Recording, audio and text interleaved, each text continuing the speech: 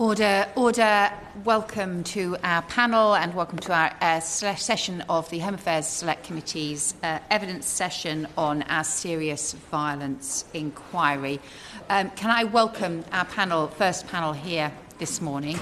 Could I just ask you first to just quickly introduce yourselves? Professor Measham. My name's Fiona Measham. I'm Professor of Criminology at Durham University and I'm also Director of the Loop. Good morning. My name's Steve Rodhouse. I'm the National Crime Agency's Director General for Operations. I'm Harry Shapiro and I'm Director of Drugwise, which is an online drug information service. Hello everybody, I'm Michael Shiner. I'm an Associate Professor at the London School of Economics in the Social Policy Department, and I'm also a member of Stopwatch, which is an organisation which campaigns for fair and effective policing. Thank you very much.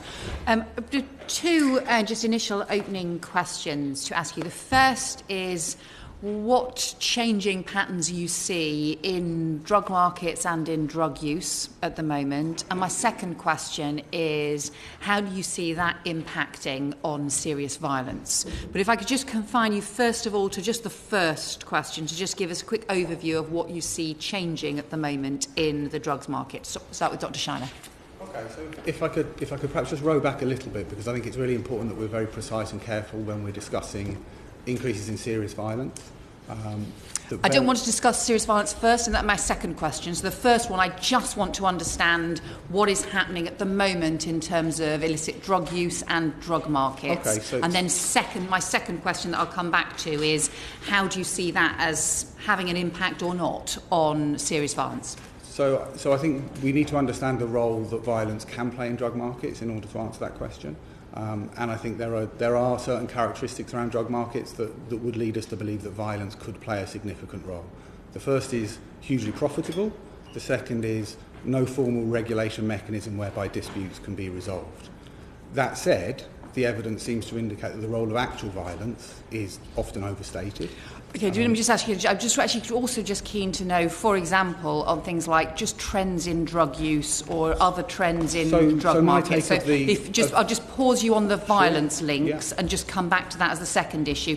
If you want to just only answer the second question, then come back to that and I can just hear about the drug market first from the rest of the panel. So the drug market is never entirely stable, but if we look at the key indicators of prevalence, price, purity, then the drug market appears to be reasonably stable. Certainly in terms of prevalence levels, we're well below the peak that we were at in the late 1990s, early 2000s.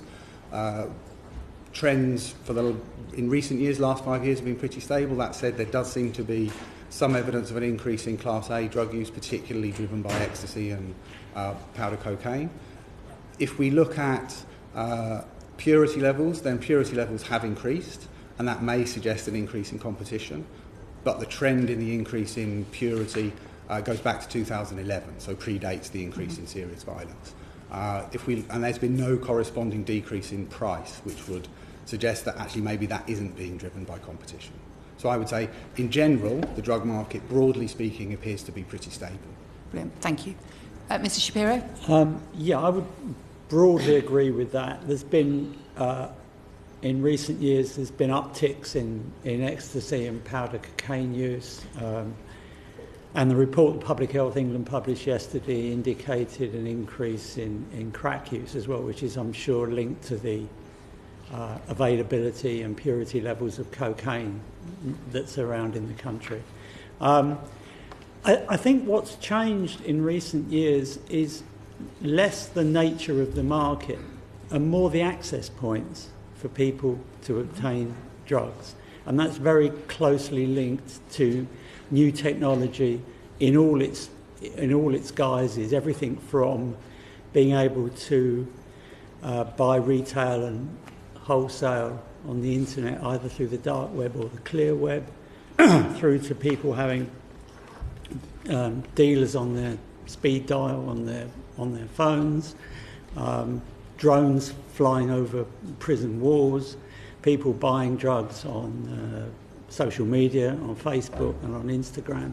So I think the access points have dramatically increased. So the kind of, if you like, the stereotypical view of, guy hanging around on the street corner, trying to sell drugs to people clearly still exists, but it's got much broader than that. And if you add to the fact that we've got what you might call a sort of Deliveroo economy now, whereby people can get anything delivered, 24/7. I mean, there are dealers who go into pubs and clubs with little business cards that literally say 24/7 on you, and you just call the guy up and he's round there on his scooter. So I think it's that kind of breadth of access that's probably been one of the key changes, rather than necessarily an increase in the number of users. Thank you. Mr. Rodhouse. Good morning. So I agree with what's been said, just some other context in terms of the production of particularly Class A drugs.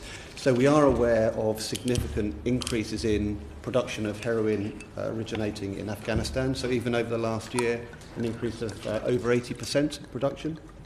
And similarly, in relation to cocaine, largely coming from Colombia, 120% increase in production since 2012. So that would appear to reflect a strong demand worldwide. Absolutely, we are seeing high levels of purity of those drugs, relatively stable but high, as that has been said. In terms of price, again, we don't report any significant change in street prices.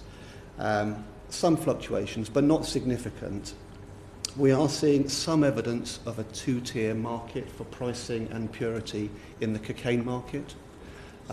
Effectively, pay more for a more pure product. We're seeing some evidence of that.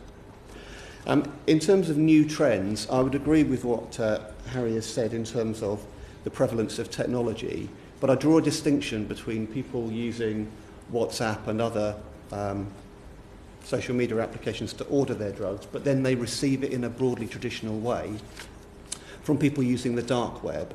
And actually the dark web is a very small proportion of the drugs market, because the practicalities are you need to order it, you need to wait longer, so it's not supporting the sort of drugs market that we might traditionally be talking about.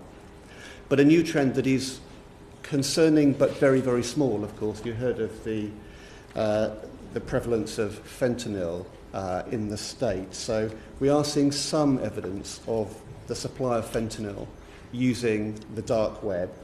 That comes from the Far East, and we would say that is linked to over 140 UK deaths. It's a small but obviously very significant trend. And from our point of view, that's slightly harder to police because the physical quantities involved are that much smaller and therefore easier to secrete. I'll stop there if I may. Great, thank you. Professor Measham.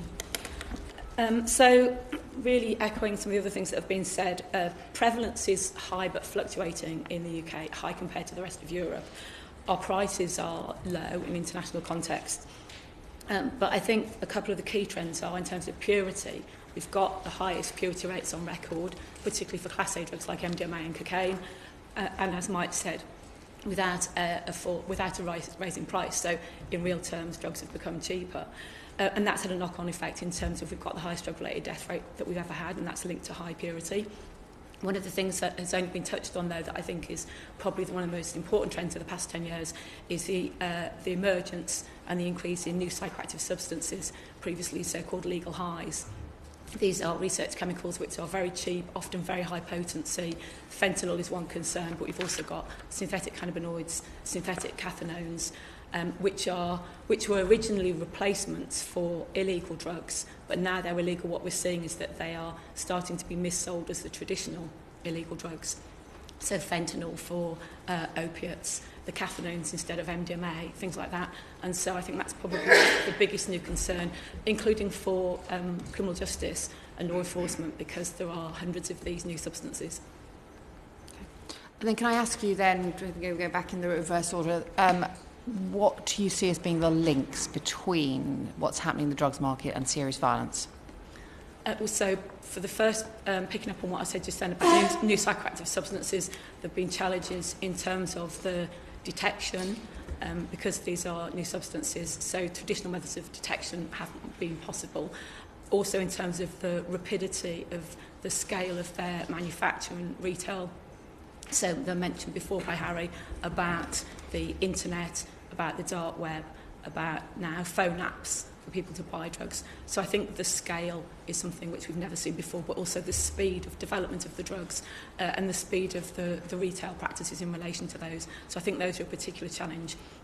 But this is predominantly being driven by the fact that it's an illegal market, there's massive demand, and therefore there's a supply for that, which will go to any lengths possible to reach that demand because it's profit-driven. Mr. Rodhouse? So I would absolutely agree with that. And 25 years as a police officer, the link between drugs and serious violence is apparent on the streets. So whether it be around enforcing turf wars, enforcing respect, enforcing debts, there is clearly a link between serious violence and drugs. But of course, that's not the whole picture. The serious violence picture, I think, is really complicated, and it would be wrong to overstate the role of drugs. It's significant, but not the complete picture. I know the committee has already taken evidence around the county lines phenomenon. So it may be an update from the evidence that you took, but the latest analysis around the link between county lines model of drug dealing and violence would say that 13% of the identified county lines can be linked to violence, and in 9% of county lines cases we would assess that the lines can access firearms. So there is a crossover there. And so, just so clear on that percentage, 13% of county lines Yes. are linked to incidents of violent crime. Yes. And what was your second figure? 9% of those county lines, it is assessed that elements of that network will have access to firearms. I see. So there is a not very obvious crossover there between the distribution model for drugs and the use of violence. So, of course, county lines typically will exploit young people to move drugs across the country and to indeed control that market in their sort of end destination. And, of course, that involves young people, and the prevalence of violence is that much higher. And, of course, the very model of county lines exporting a commodity from one place to the next is aimed to take over a market. And really, that's where the violence comes in, is where you have competition and a destabilised drugs market where two parties, or more than two parties, are competing for the same market. Drugs is an industry driven by profit. That profit will motivate violence, and particularly when there are young people exploited to carry out the work of those organised crime groups, violence can be quite prevalent, particularly where they are engaging with street gangs, violent street gangs, where the use of knives and weapons is relatively common. And that's where I think you see a crossover between the drugs trade and effectively a prevalence of violence in society, because there is undoubtedly a crossover between the individuals involved in violence and the drugs trade. That's not necessarily to say that the incident of violence on that occasion is motivated by a drug deal. It could equally be a matter of respect, of a falling out. And so it's very difficult, and policing colleagues will no doubt repeat this, quite difficult to assess whether a violent incident in its own right has been motivated by a drug trade or something else. Mr. Shapiro? Yeah, I mean, this is not particularly my area of expertise, except to say that county lines has made a difference, because there was a time before people were talking about county lines when gangs would come out from the major cities and go into other areas, but would supply drugs to the local dealer networks and then go home again. That's not happening anymore. And of course, when you have, as Steve says, when you have people trying to take over turf, then inevitably there's going to be some violence. But I also agree that it is very hard to disentangle sometimes exactly what's going on, whether you're just talking about feuds and turf wars where drugs may or may not be involved. It feels to me that this is more likely to be happening at a street level, the way it's reported in the media, because in the main, violence is bad for business in terms of when you start going up the dealing chain, because it attracts too much attention. It certainly attracts the attention of the police and the media and all the rest of it. And as you go higher up the chain, the people who probably never ever touched the drugs, certainly are not involved in direct dealing, don't want that level of attention. But of course, once it gets down to a street level, then all sorts of other factors come into play, as Steve has just identified. But when you've got a lot of product out there now, certainly in terms of cocaine, and a lot of people involved because they can see the profits that can be made, particularly when you've got people living in poor, disadvantages and deprived communities, where the opportunities to make serious amounts of money just proves too tempting, despite all the chaos and violence and mayhem that it goes with it. Nevertheless, there are if you're a 15 or 16-year-old with literally fivers coming out of your pocket, the temptation is huge, but it comes at a price. Dr. Shine. So the link between violence and drug markets, I would say that it's important that we don't think primarily of that link in causal terms. That I would say that it's much better to think of those things as being symptoms of a common problem. So it's important to note that the number of homicides in recent years that the police link to being drug related has increased, but as a proportion of all homicides, it's remained pretty stable. What that tells us is that drug-related homicide is increasing about the same rate as other forms of homicide. And if we look at the spatial distribution of homicide, then we see clusters. And we see overlaps with other signs of distress. So the communities that have heightened rates of homicide also tend to have heightened rates of suicide. They also tend to be the communities where drug-related harms are concentrated. And they also tend to be communities that have high rates of poverty and high rates of deprivation. So that I would say essentially the best way of thinking about violence, the relationship between violence and drug markets, is that these are both symptomatic of a common cause, which is inequality, poverty, deprivation. And is that the same if you look at, say, stabbings or incidents of knife crime as opposed to homicides? I don't know that data so well, but given that stabbings are the majority of homicides, I would suspect that yes, absolutely, that's the case. And what do you have an assessment of what proportion of those stabbings involve people who are involved in drug networks, even if the particular incident itself was not drug-related? So that data hasn't been disaggregated by mode of homicide, so that we know that approximately 11% of homicides are linked by the police to people that are known to be drug dealers. We don't have figures, as far as I know, I haven't seen the figures disaggregated by mode of homicide. Okay. Fine. And then do you see any other further links just in terms of changing patterns of serious violence and what is driving the increase in serious violence then? So I would say the increase in serious violence is a predictable outcome of the experiment of austerity with sharp public spending cuts in the context of gross inequality. So we know that child poverty is increasing. We know that homicide rates peaked in the late 1990s and early 2000s, approximately 10 to 15 years after we saw the sharpest rise in inequality in the post-war period. I suspect that the uptick that we're seeing now is part of a longer-term trend which is going to be driven by the experiences of children and young people in the context of austerity, in the context of increases in child poverty. Thank you. Kate Queen. Can I ask a little more about drug use? And the Commissioner of the Metropolitan Police, Cressida Dick, has been very critical of middle-class drug users. Are you able to say a little bit about the evidence of drug use among different groups and, if any, what impact that might be having on supply networks? I don't know who'd like to start on that one.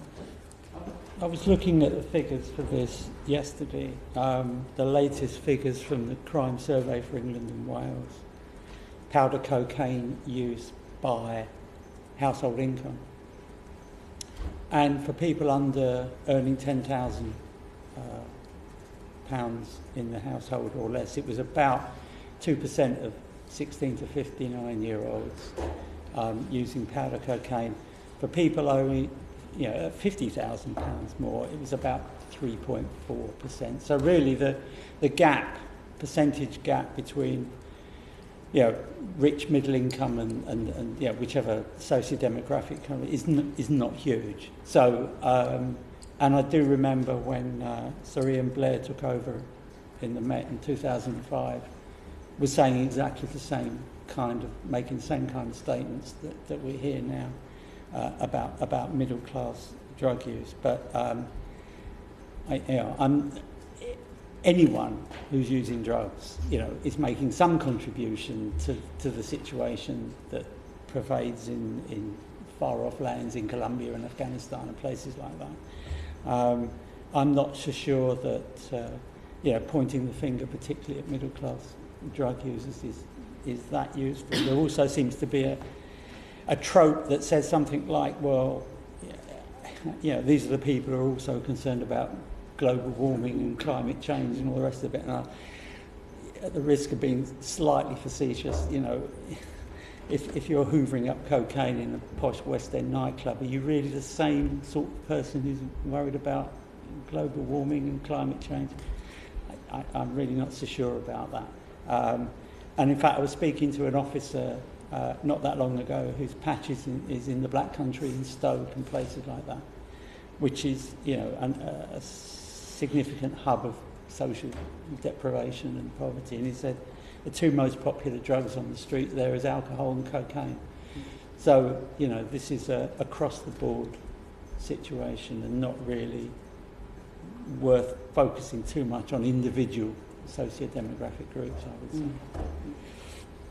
So from a National Crime Agency point of view, I don't have data on the sort of the socio-economic groups who use cocaine, but I just make the point that regardless of who uses cocaine, they are contributing towards a market driving the demand for a product that creates misery both in the countries in which it's produced and the networks that lead it to the streets of the UK. So it's absolutely right that people who take cocaine, from whatever their background, are contributing towards the threat. In terms of tackling that threat from a National Crime Agency point of view, our focus is on tackling the supply of the commodity into the country, and actually that isn't differentiated about on whose dinner table it's going to end up. So it doesn't impact upon our strategies as an organisation. Professor Measham. I think it depends why people are taking the drugs and which drugs they're taking. So I'd say for daily dependent problem drug users, that's more likely to be linked to low-income groups and multiple deprivation, but that's probably under 5% of drug users.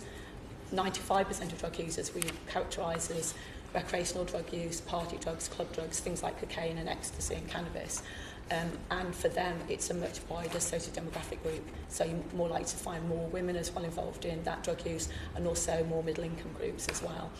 So I think it depends which drug use that you're looking at. In terms of the situation in relation to cocaine and the impact on the environment, I guess there are groups who are concerned about responsible or ethical consumption of coffee and of chocolate and possibly of cocaine, but they don't have that option for cocaine.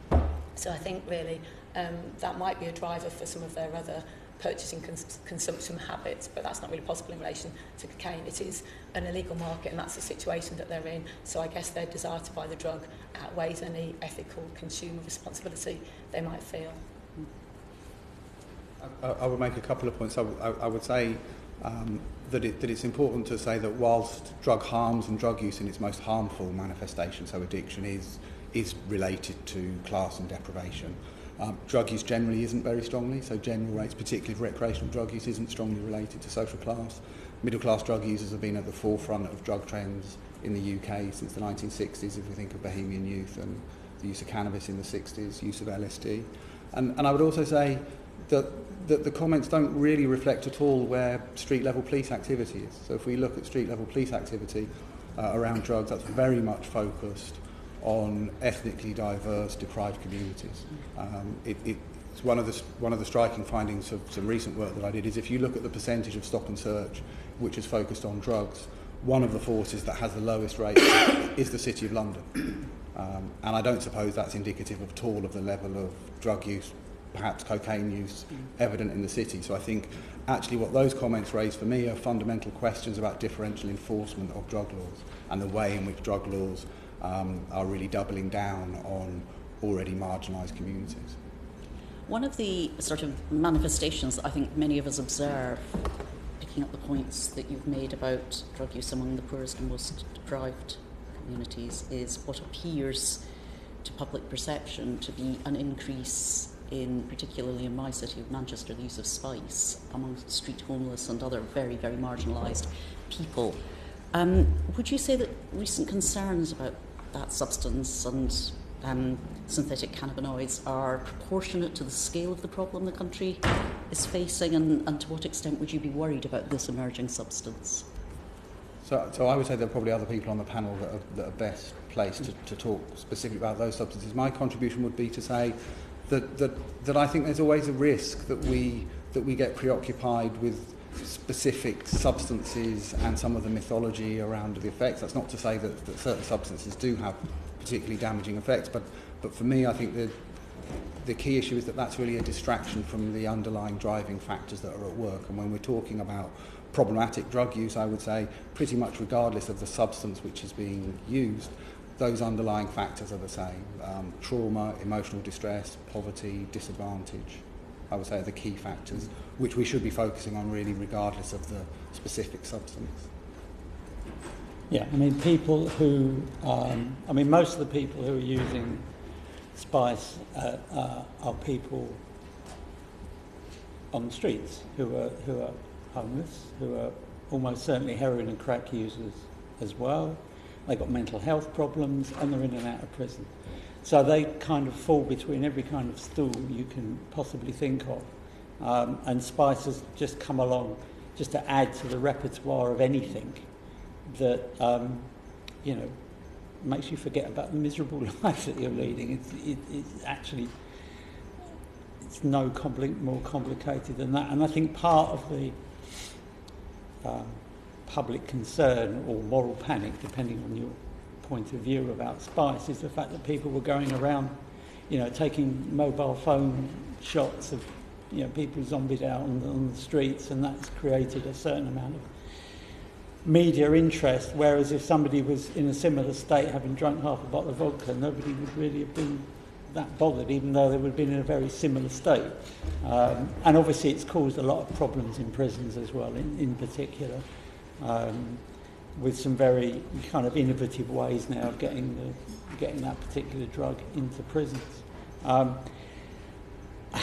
And just as a kind of aside on all of this, the whole phenomenon of synthetic cannabinoids, which have been around now probably from about the last 10 years or so, does lead me to think that if we perhaps had taken a slightly more pragmatic and proportionate response to cannabis per se, we might not have had the problem we've got now, because there are other countries which have taken a different tack on cannabis that don't have a spice problem at all, or in a very small way. So, there is a level of unintended consequence going on here. But I mean, that's a matter of an entirely different debate.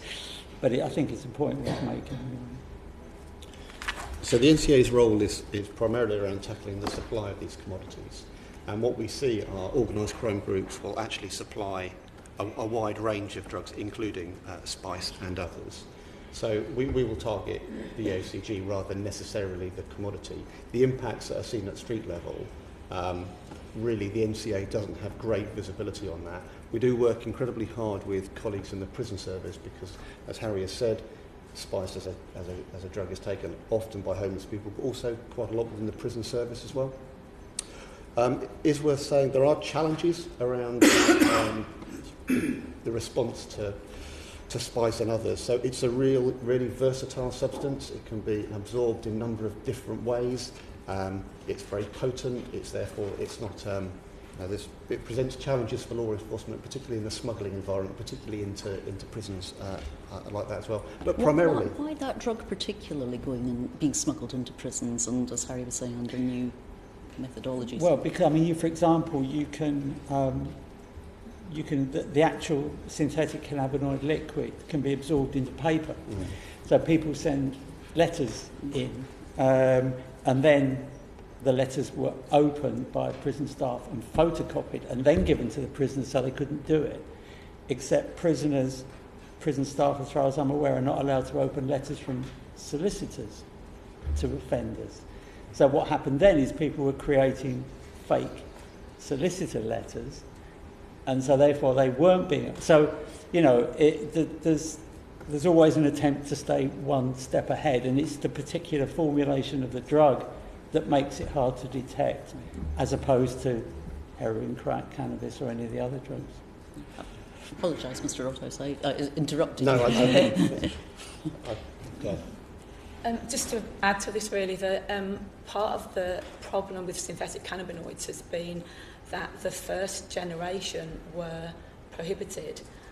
So we had a second generation who were more harmful, and then those were banned, and then we had a third generation that were more harmful than those, and then those were banned, and we're now on fourth and possibly fifth generations of synthetic cannabinoids. So this is part of the perverse consequence of having banned each of the previous generations in Parliament. But the other point to make is, before the first generation were banned, they were being legally sold in head shops, and there was a concern about that. Although some of the head shops were only selling to over 18s, and some were only selling to people who seemed to be compass mentors.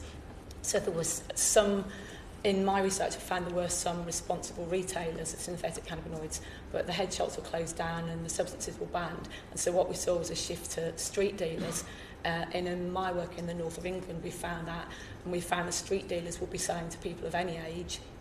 They would take credit, they would sell, they would take pocket money, they would even exchange the drug for clothes. They would have a cash for clothes scheme. And I interviewed people from the local Salvation Army hostel, and the Salvation Army hostel said that people were stealing the sheets off their beds to go and exchange them for synthetic cannabinoids. So we have this totally unregulated street market, and these people were particularly targeting the most poorest and disadvantaged groups, because it was a drug that was very, very cheap, very potent, and would achieve a state of basically oblivion, which is what they wanted to seek, for all the reasons that Mike Shiner just said before, that these are people who really wanted to forget about the problems in their lives, and that was a drug that does do that.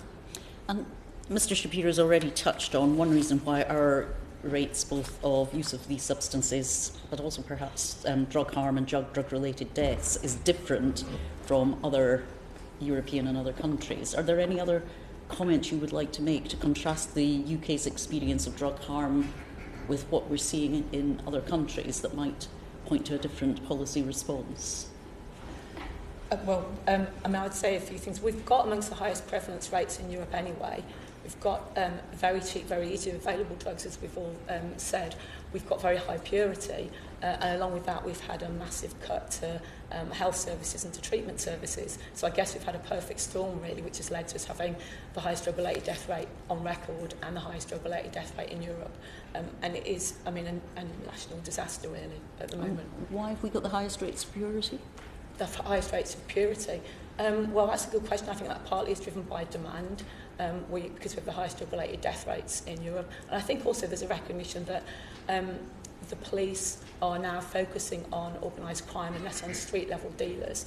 And so I think we're able to, more drugs are coming through into the country and getting onto the streets. So I think generally there's been a recognition that we've got a different situation in terms of enforcement, but also across Europe we've got a different situation in terms of legislation as well. So for example, we've got several European countries which have de facto or actual decriminalisation. So we're probably increasingly out of kilter with other European countries in terms of our drug policy. Any other comments? I don't feel you need to add something if you don't have an answer. I would say in terms of looking at other jurisdictions, then Portugal appears to have had a successful phase of drug policy.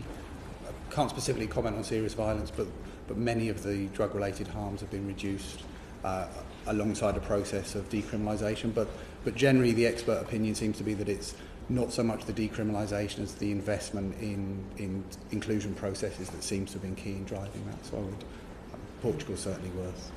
Are there figures available on the serious violence? I'll have a look. I'm not sure. Fine. Stuart MacDonald. Thank you very much. Just to follow up on one or two of the answers to Kate Green's questions, Professor Measham, would you basically say that the Psychoactive Substances Act that we passed a couple of years ago was the wrong approach to take, based on what you said there? Yes. Okay. And what would you suggest as an alternative? I think in my research and other people's research, we've seen that it's been a driver to increased harm because we've criminalised the whole market, and we've had a situation where it's been a driver to increasingly problematic drugs, substances that we don't necessarily even know what the effects are. So it's actually escalated the speed of manufacturing, the speed of development of these new drugs. So I guess the alternatives would have been perhaps to consider it, across Europe they've had rankings of harms rather than outright criminalisation of all substances. They'd be focusing on health rather than criminal justice responses to these different substances, because I think one of the interesting things is that actually if you talk to drug users, there isn't necessarily a strong demand for many of these substances. They've leaked onto the market and they're increasingly being sold, missold, as replacements for the traditional illegal drugs, and we're seeing that to be more and more the case now. So it's not necessarily about demand, it's that they're getting into the hands of organised crime and being sold instead of the drugs that people actually would prefer. So yeah, I think it's about stricter government control over these substances. Okay. Any other comments on the Psychoactive Substances Act? Or? Okay. I think, to be honest, it was a political no-brainer, really.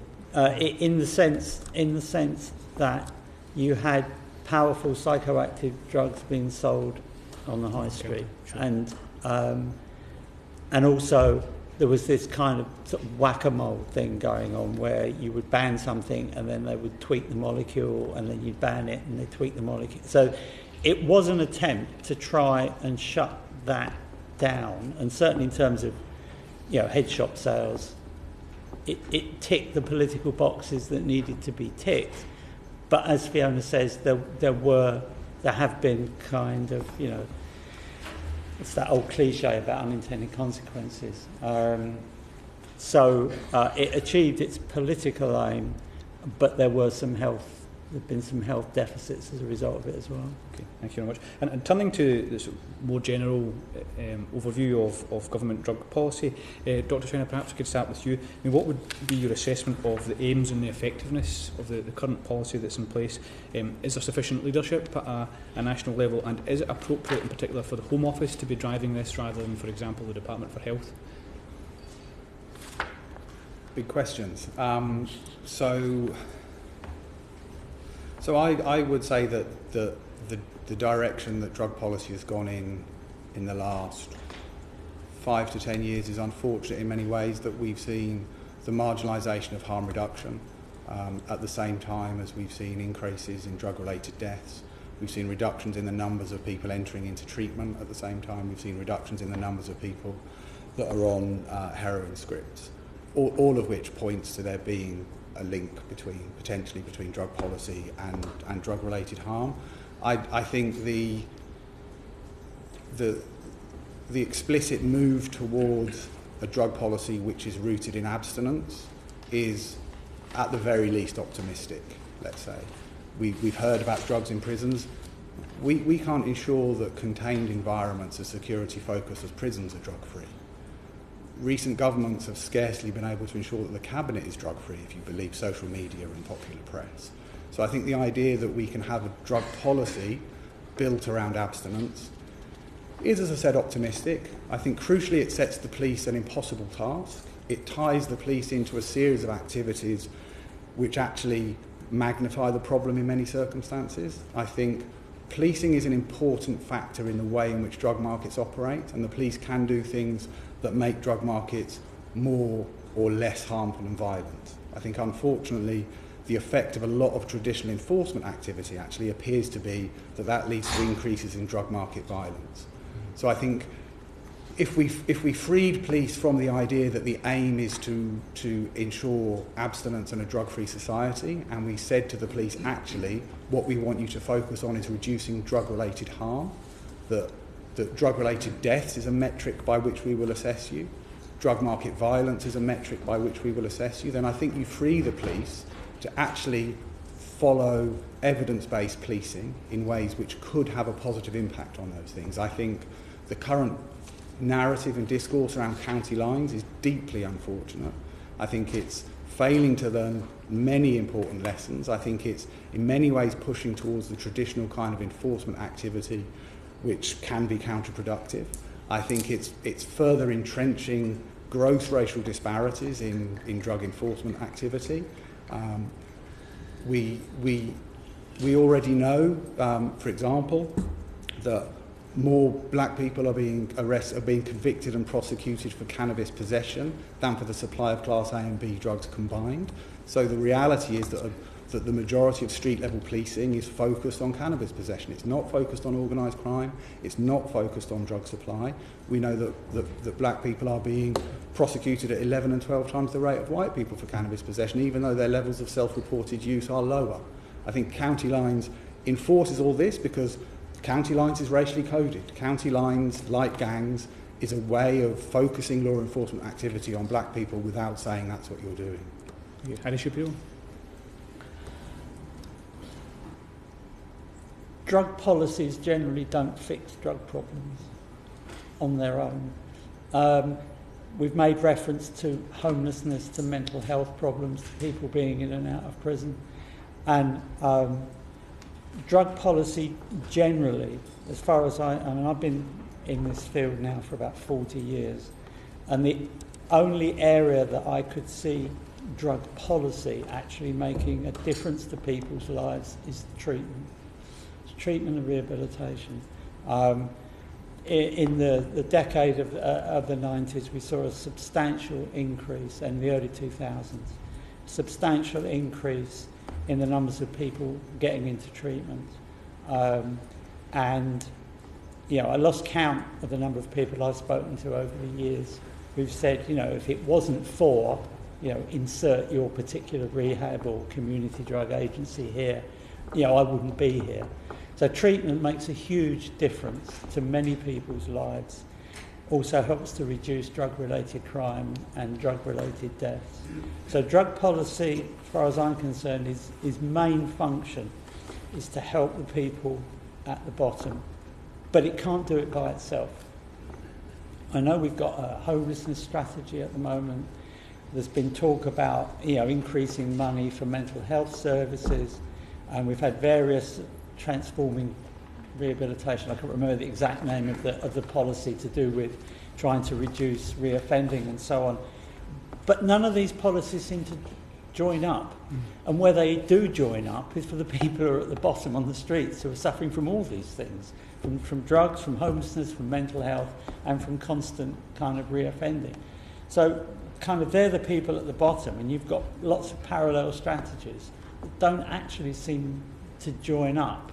And then, of course, you've got, as has been mentioned, you know, some serious cuts in public services over the last decade or so.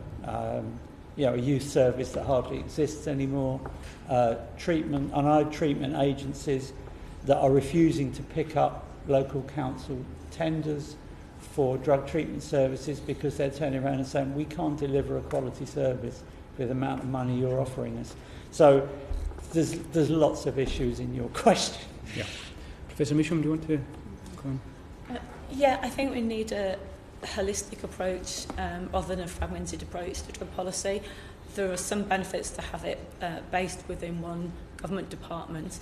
Whether the Home Office is the right one or not, I think is up for debate. Some people would like to see it move to the Department of Health, but I would say there's also a benefit to be thinking about the drugs not just as a criminal justice or a health problem, but also in relation to cultural aspects of UK life. So I'm thinking about the fact that we've got a vibrant nightlife which is worth £66 billion to the economy. We've got a vibrant festival industry worth £2,500 million to the economy, and that UK music, clubs and culture are also linked in with recreational drug use. So I think we have to see it as it's a complex issue which links in with all sorts of other aspects of British life.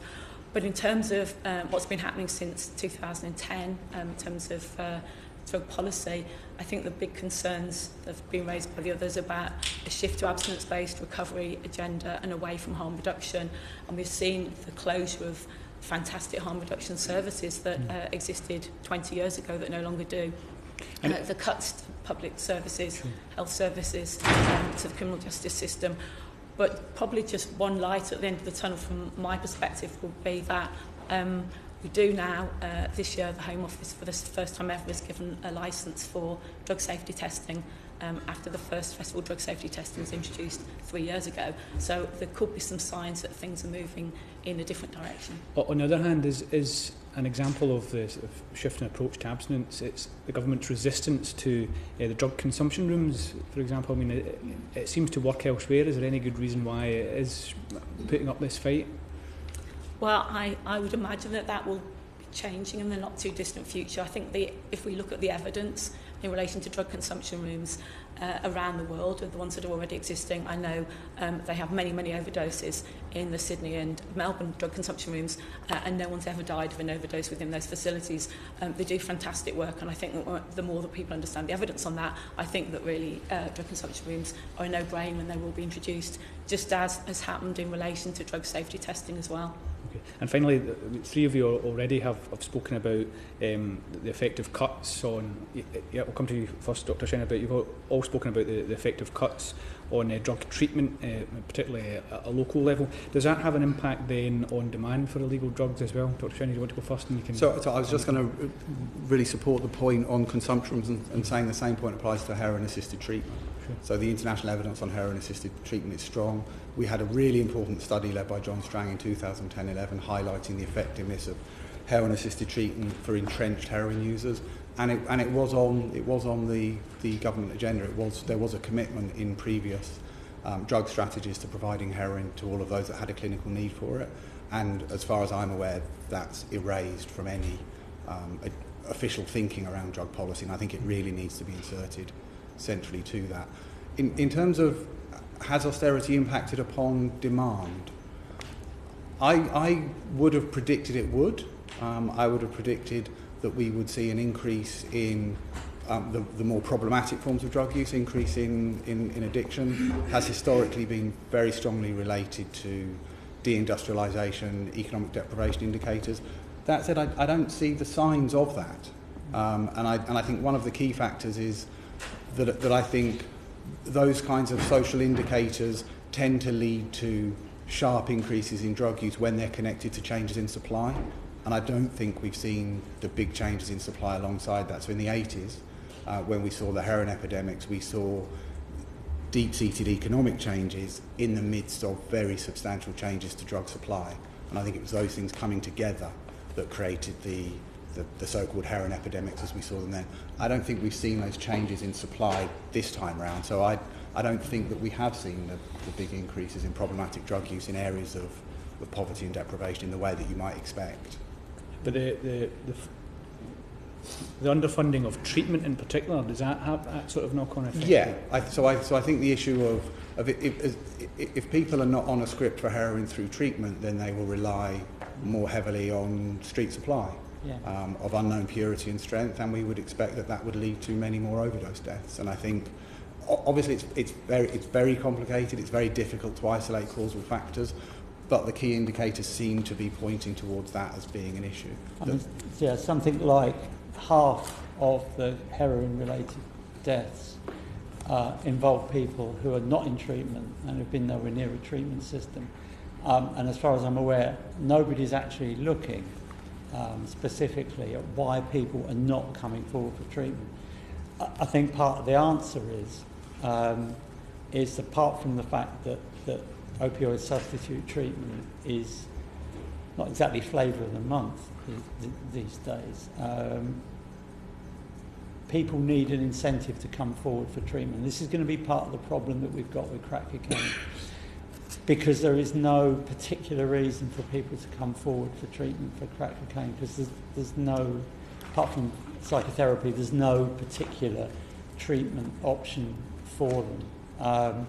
And that could be a bit of a concern if the rates of crack cocaine use continue to rise, as they seem to at the moment, where you have people using crack cocaine who are not necessarily pre-existing heroin users.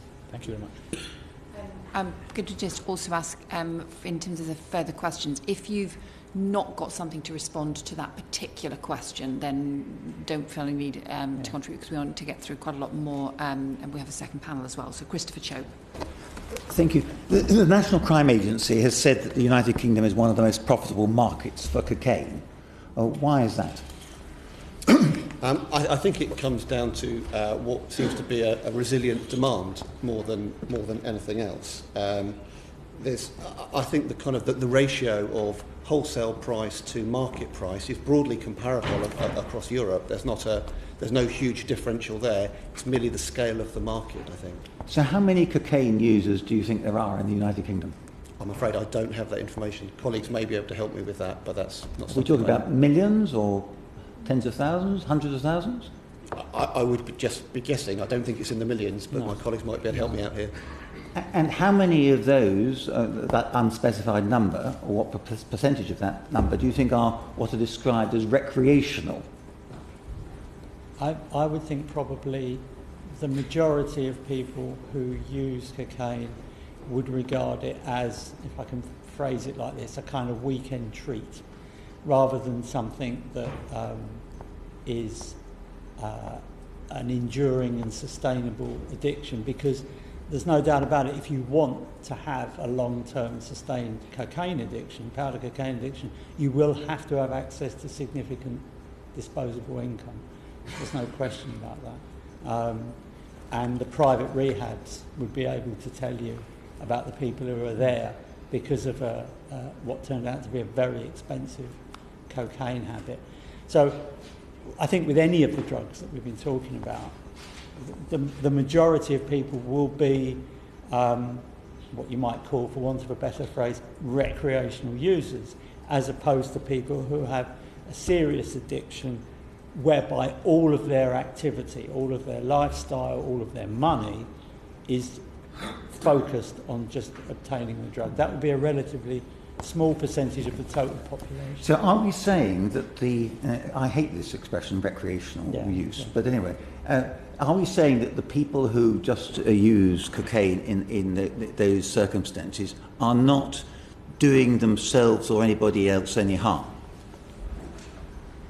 I think it's true to say, and this has been proven by kind of WHO, World Health Organization surveys, back in the 90s, that they were saying that, very occasional cocaine use is unlikely to cause people serious harm unless perhaps they've got underlying health conditions, particularly heart problems or anything like that, because cocaine is a powerful stimulant drug. But in the main, there was no indication that occasional use was necessarily of itself particularly harmful. So we've got a situation where there's a very large number of people who are using cocaine. They're doing it because they think it's harmless and it's not causing anybody any problem. In some other countries, the use of drugs is an offence. We've avoided doing that in this country. We say possession of illegal drugs is an offence, but although it's implied in the Misuse of Drugs Act that to use drugs would be the offence, it's actually the possession of them. So do you think we should be going along the lines of saying if you use drugs, then you're committing an offence? Would that deal with the situation, link in more with the sort of public health approach to this? So you can't smoke inside a hospital. If you do, you're liable to be subject to an offence. That's exactly what the situation in Portugal was before they introduced their new legislation. Up until 1974, they were a military dictatorship. And use of drugs, in other words, you could be stopped on the streets, and if you had track marks on your arms, even if you had no drugs on you, you were straight to prison. The net result of that was soaring rates of HIV and AIDS in that country because people were scared to come forward for treatment. And that, for that particular country with those sorts of problems, caused a major public health disaster. And so they had to take some fairly dramatic action to turn that around, which they did. So personally, we should be looking at other ways of looking at this, not trying to tighten up. I mean, in some countries you can be executed for drug possession. It doesn't seem to make a huge amount of difference. People will find a way. So I mean, this takes us back to the turn of the last century, when using cocoa was commonplace. It wasn't illegal.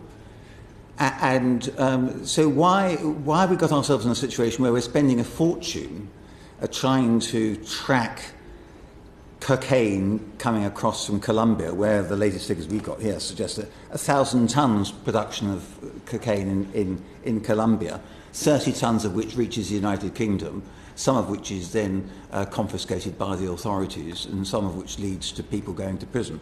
But if the users of this cocaine are essentially regarding themselves as just similar to people who drink a couple of bottles of wine of an evening, it may do them some harm, but it's probably not going to do them much harm. Why are we putting so much resource into this aspect of crime prevention?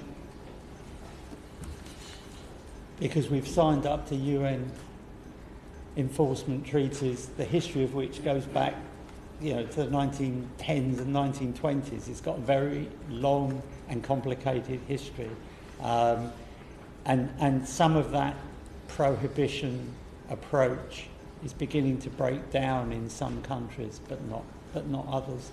But it's got a long and complicated history.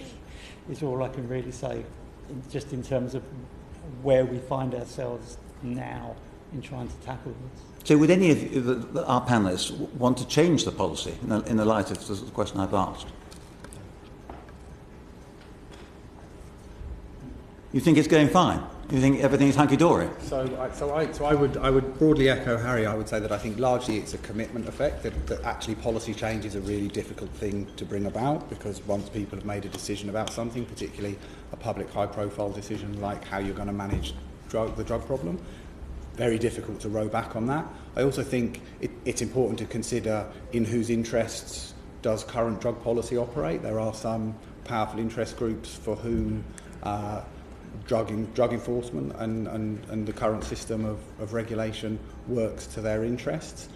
In terms of whether I think it's working, no. I think it would be very difficult to make an evidence-based claim to say that drug policy is currently a success, and I think we would need to think fundamentally about reorienting it. But I would echo really the point that Harry made, which is drug policy isn't really the primary site in which you deal with drug problems.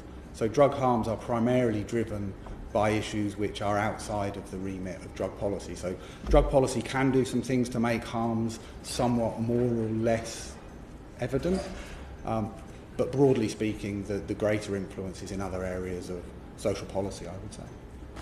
So if we spent some of the money we're at the moment spending trying to catch cocaine smugglers, we spent it on trying to deal with people who are addicts of drugs, then that might be a better way of use of resources. So I suppose my answer would be that I'm minded of the conclusion of the book called The Spirit Level, which some of you may know, which essentially said we are constantly engaged in a process of designing solutions to various specific problems, and we seem to be blind to the point that they very often have a common cause, and that common cause is inequality. So I would say that actually what we need a broader political shift whereby inequality is an explicit focus of what we do, that the answers to what's driving serious violence or changes and fluctuations in serious violence is to be found in inequality, poverty. We don't precisely know the driving mechanisms, but that's because we're not looking in the right place. So I would say really so yes, some revisions around drug policy could be helpful in moderating existing harms, because policy is a net contributor to harm, but in broader terms, really dealing with drug problems and drug harms is crucially related to other areas of social policy. So concentrating as we are on trying to reduce the supply of just taking cocaine, we're trying to reduce the supply of cocaine by deterring people from smuggling it in. But actually, that's not achieving anything, because all that will happen is it's not going to alter the number of users from what we've heard. So, but what it is doing is it's actually giving support and encouragement to illegal drug gangs. Because if we, for example, had no restrictions on the amount of cocaine coming into this country, then would it lead to an exponential increase in the use of cocaine?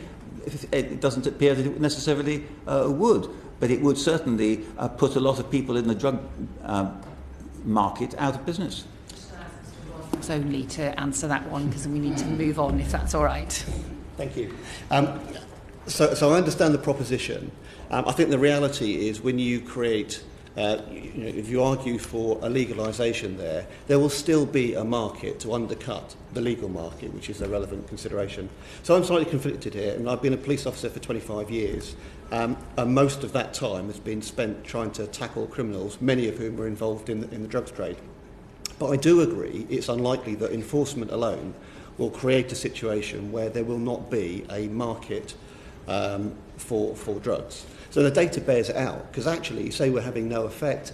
Well, over the last year, the National Crime Agency, both at our borders and abroad, has had an effect. So we have been seizing and intervening with more cocaine than ever before, very high levels of heroin as well. But as we've heard, that doesn't translate itself to a meaningful effect on price, availability, or indeed purity.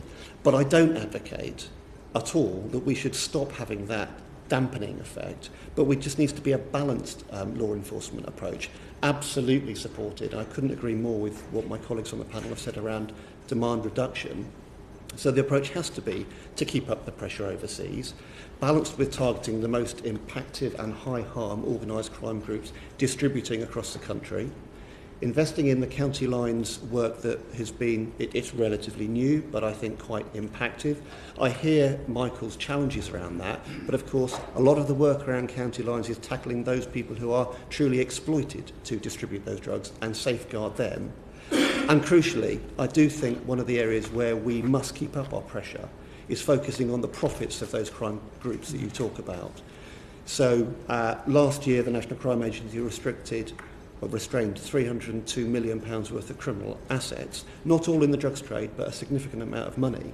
And we are investing in the National Economic Crime Centre, which is absolutely to draw together the private sector, law enforcement, operational partners to tackle illicit finance. Because the drug game is profit-driven, as I've said before. And I think one of the most impactful ways to impact on those groups is to tackle the money. And that has to be our objective. Okay. It's all been pretty depressing so far. I think we've analysed the problem.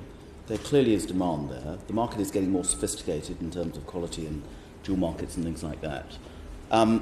But just in terms of disruption, which we've just started talking about then, Mr. Rodhouse, what can we do more to disrupt, certainly at the border? Because surely there does come a time where stepping up of disruption does start to have an impact on the ability of crime gangs to be able to satisfy the market. And does that mean a huge stepping up before we see an impact, or is it always going to be, they're always going to be one step ahead of us? Well, I'd never admit defeat and say there'll always be one step ahead of us. As I've said, there's a realisation. I don't think that law enforcement can choke off supply to a point where there is no supply. I just don't. The reality is that most interventions to seize drugs and reduce the ability of organised crime groups to work are based on intelligence. They are based on information, whether that be from source-producing countries, through to transit countries, through to the crime groups that we tackle within the UK. So we do need to keep pace with technology. A lot of our ability to operate in that sphere is based on understanding communications. And the communications industry is changing, and we need investment to keep pace with that. That is absolutely critical. It is relatively uncommon to achieve a significant disruption by stumbling across a significant importation of drugs. More often than not, it's a consequence of good intelligence sharing, relationship building with countries abroad, and a wide range of law enforcement agencies working really closely together. That has to be the way forward, combined with, as I've rather passionately said, tackling the funding and the illicit finance. But I think it suggests that the level of seizures has actually reduced quite substantially over the last decade. So the chances of getting away with it appear to be greater than they were previously, and that surely the deterrent factor is just not working. Well, I think the deterrent factor is there at the moment, but it would clearly be that much less if we were not focusing on doing what we're doing. So I talked before, production is increasing hugely. You can argue anything on statistics, but as I've said, the National Crime Agency's annual report last year talked about the amount of overseas and at the border interventions, and they're growing. And I've looked at the profile for border force and policing over the last decade, and of course it has declined in totality. Over the last 4 to 5 years, actually, the number of disruptions, the number of seizures around cocaine is pretty static. It is static. The quantity of drugs seized is actually on an upward trajectory. So I come back to the point, we can do all that and we must continue to have that dampening effect. But crucially, there has to be something which impacts on the demand in the UK. We must tackle this from both angles. So what is the long-term game plan of the NCA, basically? So as I said, it comes into a number of points. We deploy, we have 145 international liaison officers across the world. They are absolutely instructive, absolutely crucial, both as individuals and in the jobs that they do. And I'm not going to talk in this public forum too much about the specifics of what they do, but they provide significant intelligence and engagement with overseas countries. We must continue to do that. Our strategy is about tackling the highest harm organised crime groups, importing into the UK and importing from within the UK. A third strand of our strategy is around tackling the county lines threat, which really comes down to street level. So it is around the County Lines Coordination Centre. It is about mobilising the law enforcement response, because of course county lines is quite a complex area. It involves commodities moving across force and national boundaries. And it is around tackling the finance, predominantly through the new National Economic Crime Centre. Just finally on your first point about international cooperation on this, and I've met Scotland, as was then Scotland Yard officers in Tehran, working with Iranian police, where there's been a huge loss of life of Iranian law enforcement officers by organised and heavily armed drugs gangs there. Do you feel that you've got enough resource to be doing that, to try and disrupt at source, working in cooperation, or are there various things that could happen, that need to happen to make that job easier? So I would never sit here and turn down the offer of resources. I must be clear, the international network is important, but it's not the only strand of our strategy. The challenge, of course, is as an agency, we are focused right across the spectrum of organised crime threats.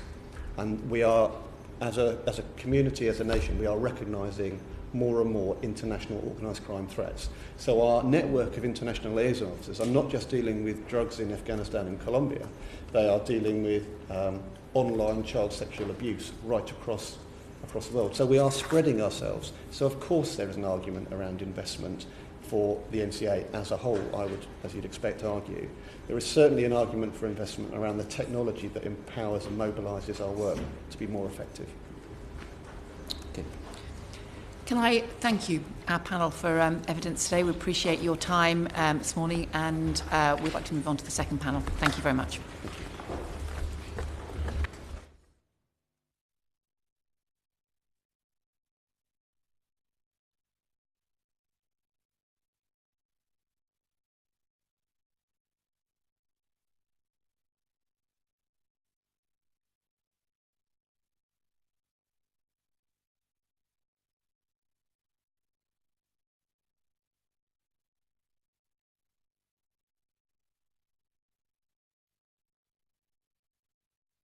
Second panel to join us.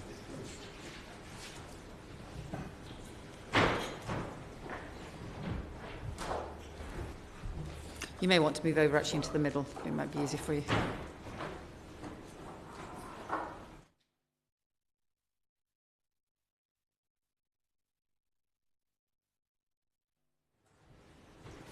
Commissioner, Chief Constable, thank you very much for joining us this morning, and apologies for the delays in beginning this panel session. We just begin straight away with Tim Lawson. Chief Constable, Commissioner, do you think the levels of stabbings, knifings, particularly of young people, that we've seen, very high profile recently are the worst they've been in your policing career experience? So I'll start from the West Midlands perspective. So I think we have got some very high-profile cases we see that result in homicides at the top end of that, but also we do see, I think, less high-profile some of the ones that attempt murders and are at the lower end. I would say overall, in terms of the youth and age, yes, I think it is. I think in terms of homicide issues, the numbers haven't varied hugely over a period of time, but I think if we look at the broad massive injuries in that space, yes, I think they are. Commissioner? So stabbings of young people specifically have been number one priority for me since I was Commissioner. As you know, and we'll no doubt talk about some of the things we've been doing.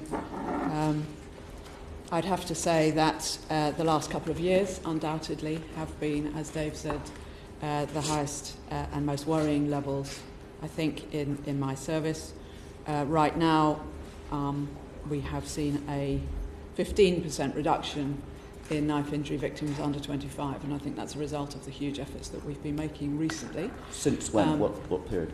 So a rolling year. So if you look at this year year compared to the last year, we're down 15% and have been consistently for a little while. So I am cautiously optimistic about that. And indeed, our homicide numbers are always so horrible, but fluctuate a lot. I hesitate to say very much about that, except to say that in terms of homicides of young people, again, we are down this year, and overall we are down. So if you take a sort of view over the last 4 years, absolutely at a terribly high level. I believe, and I can see other indicators I can tell you about if you like, that the Met has begun with partners, but particularly through enforcement, to stabilise and reduce that. But it's deeply worrying. It's a horrible set of offences, definitely more younger people involved, more knives involved in the serious violence on the streets, and just yesterday afternoon, we had a 15-year-old stabbed not long after school. Horrible crimes. Yet, I think the public perception would be not to recognise a 15% reduction. Most people would say, gosh, it's terrible, isn't it? And is that because it's become a thing in terms of public profile, in the same way as perhaps 10 years ago nobody thought we had a problem with child sexual exploitation, and then post Jimmy Savile it became the big thing. It was just that it was not properly considered before. But you've just made the point there, Commissioner, about after school. So has there been a change in the profile of the sort of violence we're seeing, both in terms of kids, some of whom are involved in gangs and crime in some form, and some of whom, which is perhaps those cases which have got the most high profile, are just innocent bystanders who've done their Duke of Edinburgh award scheme and are, upstanding citizens and just happen to be in the wrong place at the wrong time? Do you think we are seeing more completely random victims rather than amongst young people, rather than those who associate with people who might be more prone to violence? And secondly, are we seeing more out of London now? Because this has always been a very London-centric thing, but certainly the figures suggest that the rise in this type of violent crime has been far greater out of London. Can you comment on both of those phenomena? I'll kick off, certainly. So you said, is this a sort of thing that is getting attention? I think it is true, and the committee will be aware of this. If you go back 10, 15, 20 years and look at, for example, robbery levels, they were very high. And in recorded crime, higher than now. But if you look at stabbings of young people, I do think this is a new and tragic and worrying phenomenon. I really do. As I say, it's been my number one priority and remains so.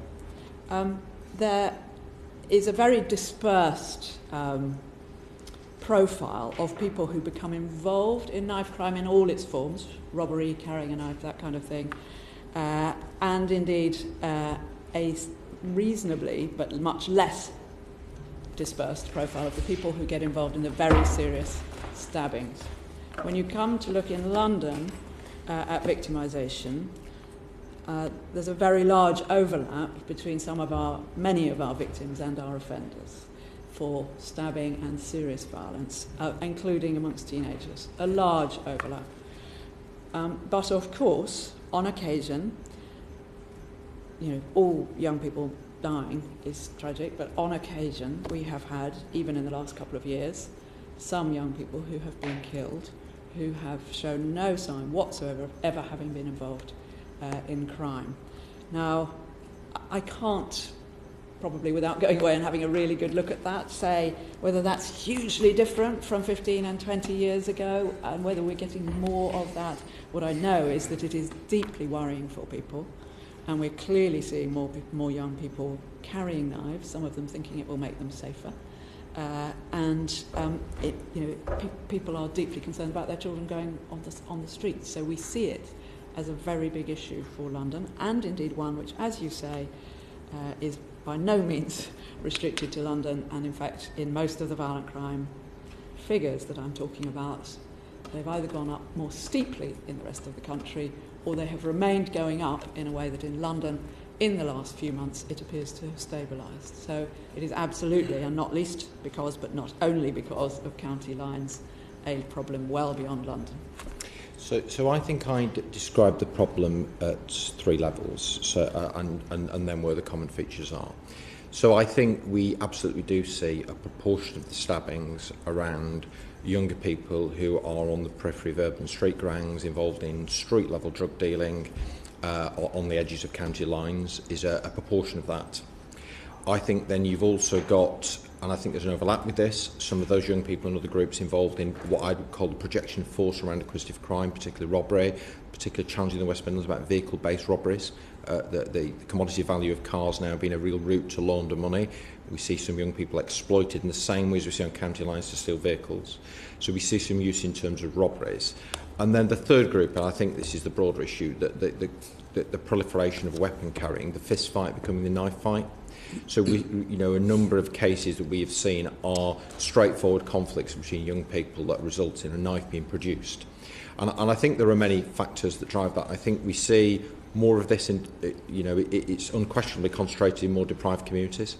And some of the cases with young people that have no footprint with policing, but there can be with defenders and the contact across those areas. I think there are some social media trends pay into that, particularly respect, losing face, as well as obviously things like drill music and other influencing factors. So I kind of tend to see it as three elements really. They are connected. There's a connecting factor about often the handprint of organised criminality touching it. There's definitely a footprint in terms of deprived communities. 10 years ago, I took part in a documentary with working with the gangs in Newtown in Birmingham, in your patch.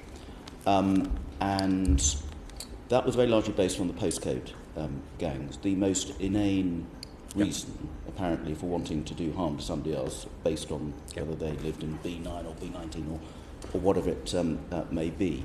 And I got to know some of those people right to the extent of recording some rap music with them, which came down very well on television. Has that changed in 10 years? Whereas now it's much more drug, serious organised crime based, or is it still various people who've sort of partly dropped out of society and have found some sort of belonging in these gangs, or has that completely changed in the last 10 years? No, in the West Midlands it's not. I think that kind of use of postcode ganging, we see it in other cities in the West Midlands as well. And I think it is that, and as you'll know from your experience, that these people, it's often identity and belonging. There is often sometimes some connectivity to the drugs market, but it's a very low pickings end. These are not people who are making huge returns. They're often people who are quite excluded in terms of community, not a strong link into the relationship and community factors that would hook them more broadly in society, and that identification around postcodes does play out very much so. And it plays out also with young people who will identify parts of the city they feel comfortable travelling to and not, and will determine whether they feel they should carry a weapon going to those areas. And can I finally, Commissioner, just back to your after-school point?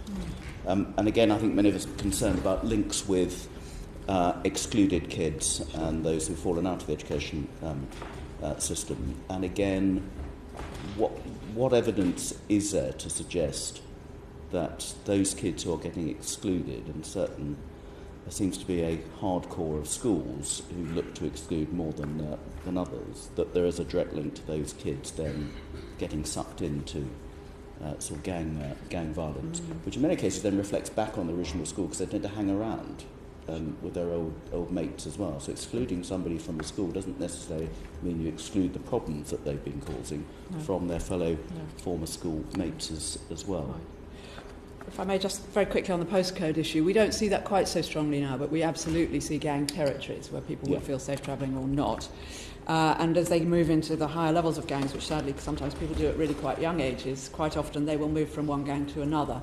So that's one of our challenges there. People think of them, I think, very much like the gangs in Kingston, Jamaica, or in some of the big American cities.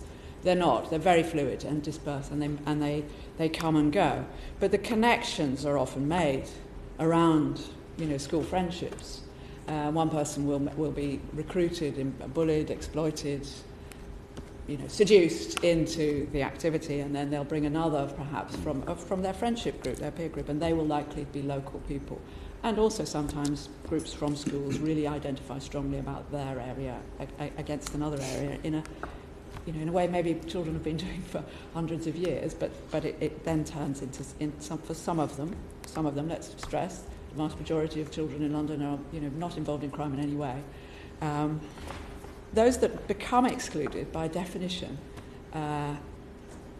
already have a number of usually very obvious kind of risk factors about them, and a reduced number of what we would call protective factors usually. So they are already vulnerable in some respects, and some of them are likely already to be tangled up with or involved in criminality. We are very, very focused on our schools and on working with our schools around the matter. It's obviously a matter of policy for the individual school, and of course we've got the current national review going on and lots of interest in this subject, but we absolutely see that a high proportion, much higher than we would like, of our young people who have been excluded are in alternative provision or pupil referral units, have then escalated or got involved in more serious criminality.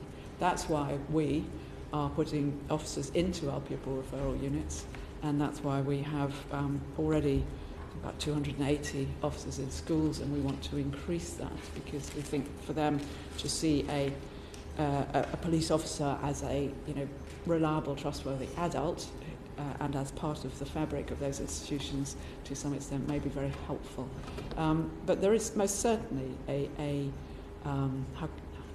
strong correlation, but it doesn't mean that the fact of being excluded makes you do X or Y. It does make you, by definition, I think, vulnerable, and you are already a vulnerable person. And of course, if somebody can be kept in meaningful activity, whether that's work or education, for long periods of the day, or sport, or whatever it is, they're less likely to get involved in other things. They'll be tired out, they won't be available for exploitation. So exclusion is a big issue for us, undoubtedly, and we look forward to seeing what the review says.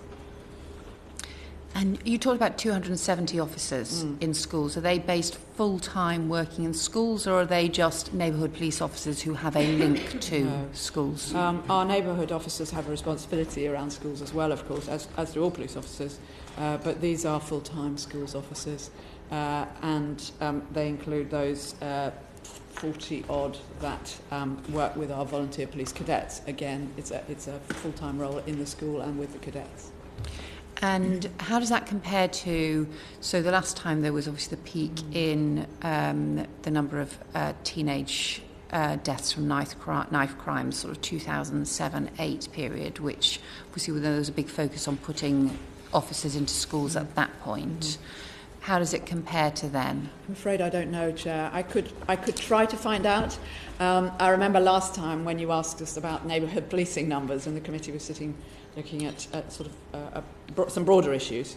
I think all police services struggled with the questions because we have redefined the roles quite a lot, and who does what and how it works has just changed so much that it's quite difficult to compare meaningfully, but I will certainly try to do that for you. And what's the scale just over the increase over the last couple of years for that to do that 270? So our target is over 500, and I'm anticipating that we'll get there, I hope, by midsummer to certainly early autumn. And what was the starting point, say, a couple of years ago? I'd have to look. I'm not sure. We've gone up, but not hugely, because, as you know, overall we've been really struggling to deal with all the demands we've had, and we've been reducing in numbers until very recently. So is it accurate to say there's been a big reduction in the number of police officers based in schools, and now you're increasing it again? Well, certainly nationally, huge. I think it'd be quite clear in the West Midlands there aren't any anymore. Yeah. There are no skill-based officers in the West Midlands anymore. So, you know, the debate we've had around police resourcing, West Midlands Police has had the second highest reduction in budget, 24% reduction, and has got the lowest ability to raise council tax in the country. So the increases are slower in. We're a high spender on neighbourhood policing as a percentage of the budget, so our neighbourhood teams are expected to have a relationship with school, but we don't have dedicated skills-based officers. I think we're targeting some of the work we do through early help schemes with local authorities, so we are looking at an approach to embed some staff against early help. We would definitely intensifying the work we're doing about pupil referral units, but we couldn't establish that resource, and we're not growing in a position to even contemplate that at the moment. So across the country, I think that model that used to exist probably 10 years ago is pretty absent, I would say, and it's not something at the moment I could do. But of course, what we do try and do is step up the involvement in schools. So, you know, we're running a programme, Mentors Against Violence in Schools. It's a public health-based approach, evaluated from Scotland. We see schools as being a big part of the solution. We've got 42 schools in that space. We'll take 120 more in. So we're doing a lot of structured evidence-based activity with schools, but the idea of police officer permanently based in the school, we're just not going to be able to do that. And so if you compare then to what we were able to do 10 years ago in terms of responding and having police officers in schools, if resources weren't a constraint, do you think having school-based officers or officers who work across a couple of schools, for example, is valuable part of the fight against knife crime? So I think our view in the West Midlands, I know this much vaunted public health-based approach is often said and rarely understood. I mean, I'm a huge supporter of that, and I think if we look at that, it asks you to think about an individual level, a relationship level, community level, and a society level, what are the risk factors and protective factors you can play in. My view is that the challenge we face at the moment, and the media are defining knife crime in their own terms, it's about under 25s that really, really concern me. You know, knives have been used in homicide since, policing began. This particular group is the issue. Our strategy has to be to increase protective factors around young people who, for me, feel there are many factors now affecting them, particularly in the most deprived communities. I think that can be part of the answer. I have to say there are challenges around police capacity to do what the police are here to do in core role. I think whether others can provide that role in a broader protective response, I wouldn't want to narrow it to policing. My view is what's the best protective approach we could take. If it is policing's in that space, and policing is definitely part of that answer, but whether it's solely a response to schools, I'm not sure. That would be where I would put the first opportunity to put more capacity. Okay, so if you had more money, then school officers would not be your priority? No, let's suppose you had more money just for knife crime. I appreciate that there's a wider issue about policing, which, as you know, we've argued previously there should be more resources for policing. But just if you just had some specific money to target the sort of teenage knife crime problem. Yeah. So I think my observation would be that young people at the moment feel underprotected, and if we solely resort to stop search, they'll feel over-enforced against. So the approach we've been taking to the West Midlands, we are doing stop and search. We're now going through a stop and talk strategy with young people and a stop and think strategy with partners. My view is schools officers could perform part of that response, but we'll still do some of that with our neighbourhood teams anyway. But I would look at a range of strategies, which we do currently in schools, and more of it, to make young people feel more protected. So visibility around school closing times, safe routes for young people to travel in areas, they're all strategies I would employ. That would be the outcome I'd be seeking to achieve. Mr. MacDonald. Thank you very much. Commissioner, you described this upsurge in knife crime as new, which I think everyone would say is fair. It's a new issue to deal with.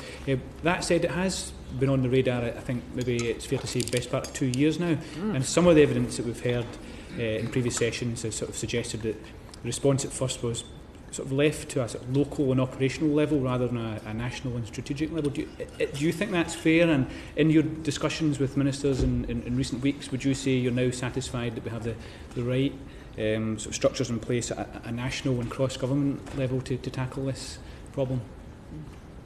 So I came in April 2017, and our figures in most of these categories, and including knife injury under 25, as I said, have been going up since 2014 and more steeply since 2016. And you'll remember, for example, things like moped-enabled crime, which was at that point roaring away, and we are now down by 50%. You'll remember a bit after that, acid attacks, huge concern around that, really horrible, horrible crime. We're down 35%, and as I've mentioned, we're down in some other categories, and we have stabilised. Of course, having made it my number one priority for my people and wanting them to not only, some of them stop doing the work they had been doing, despite the fact that we were stretched, and start doing violent crime on the streets work, and secondly, everybody make it their number one priority, which I think you can, if you came to visit the Met, you would know that that is the Met's number one priority, whoever you spoke to. I started speaking to ministers about this. By I don't want to get my years muddled. I think the autumn of that year, the Home Office had started to do their work on their analysis, late autumn, which led to the serious violence strategy in due course. So I think there was interest from national government, undoubtedly, and of course for us, we're a big old place, so there was a huge amount of interest from the Mayor and from our 32 local authorities, and so we were doing a whole load of work to step up our enforcement, our suppression, if you like, and I can talk about that alongside these other step-ups. Subsequently, I think there's been a massive amount of attention, not least from the media, and some really tragic cases. And undoubtedly everybody in the country is more focused on this. And in recent weeks we've seen, the terrible, for example, murder of Jodie Chesney and other cases of serious stabbing and homicide come so much to the fore that, there's a kind of question of what can be done. And my colleague Sarah Thornton was here before, I know, and I would echo what she said, which is, the analysis is good, the strategy, with a bit of refining perhaps exactly what success looks like, and I think Dave and I agree we need to be looking at the young people, we need to be looking at the violent crime on the streets. If you're not careful, you go all over the place with it and dilute it. But the strategy is, from my point of view, is fine. The Home Secretary has clearly shown some considerable amount of leadership around it. However, what we're not seeing yet is real cross-government, I think, action, and that being delivered in a meaningful way on the ground in our community. And I mean, do you have an idea of what needs to change to make that happen? Is it just because you've only now set up the structures, like I understand there's a sort of cross-department ministerial team now looking at this? Is it just because it's too early, or is there something that you would want to see changed? So,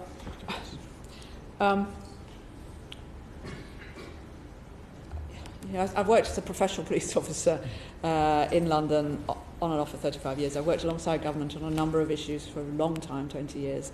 I appreciate it is always, despite all sorts of different mechanisms, sometimes hard to get different departments really coordinated. For me, this is about priority. It's about priority at the local level, for us, the London-wide level, and then at the government level. And I think it needs to be more clearly a higher priority for parts of our public sector, stretched though they are, and probably parts of the Home Office, stretched though it is, not least with the issues around our relationship with the European Union. It needs to be a higher priority, and then there needs to be more real coordination and delivery of the things we know work and will work, and of course potentially some further resourcing of those would be something else I would ask. There's three reflections I would have. So I agree with the point the Commissioner makes around the level of analysis that's been done and there's a good start in terms of strategy. I think the three areas, I think there is something more that needs to be done on strategy. There is a capacity issue, and then there's a connectivity issue. So I think at a strategy level, this is still quite a crime-based strategy. If you look at the document, it alludes to a public health-based strategy, but it's not yet a public health-based strategy. If you look at the Public Health England, the Secretary of State's instruction, what PHE should look at, there is no mention of violence. If If you look at the PHE outcomes document, the only mention of violence is the Violence Prevention Alliance in the West Midlands, because we have a very fortunate regional director in that area. So we've not quite got the focus as a public health cross-governmental strategy. I think also what's missing at strategy is a place-based focus. We pretty much know which areas we're talking about. They're quite deprived. We used to take a government-based approach to regeneration that was very much cross-party, and we'd look at areas that were struggling on lots of outcomes. So we mapped back all our violent offenders in 2014, our victims, and they all mapped back. And we didn't look what the offence was, we looked where they all lived. They all live in the areas with the poorest public health outcomes and the highest deprivation. So there's a strong correlation about place that I think we need to think about, which I think would be useful. Clearly, when you look at those areas, I raise an issue of capacity because we've seen resources in some of those highly deprived areas reduce considerably and at a faster rate than other parts of the country. So we've got to think about that.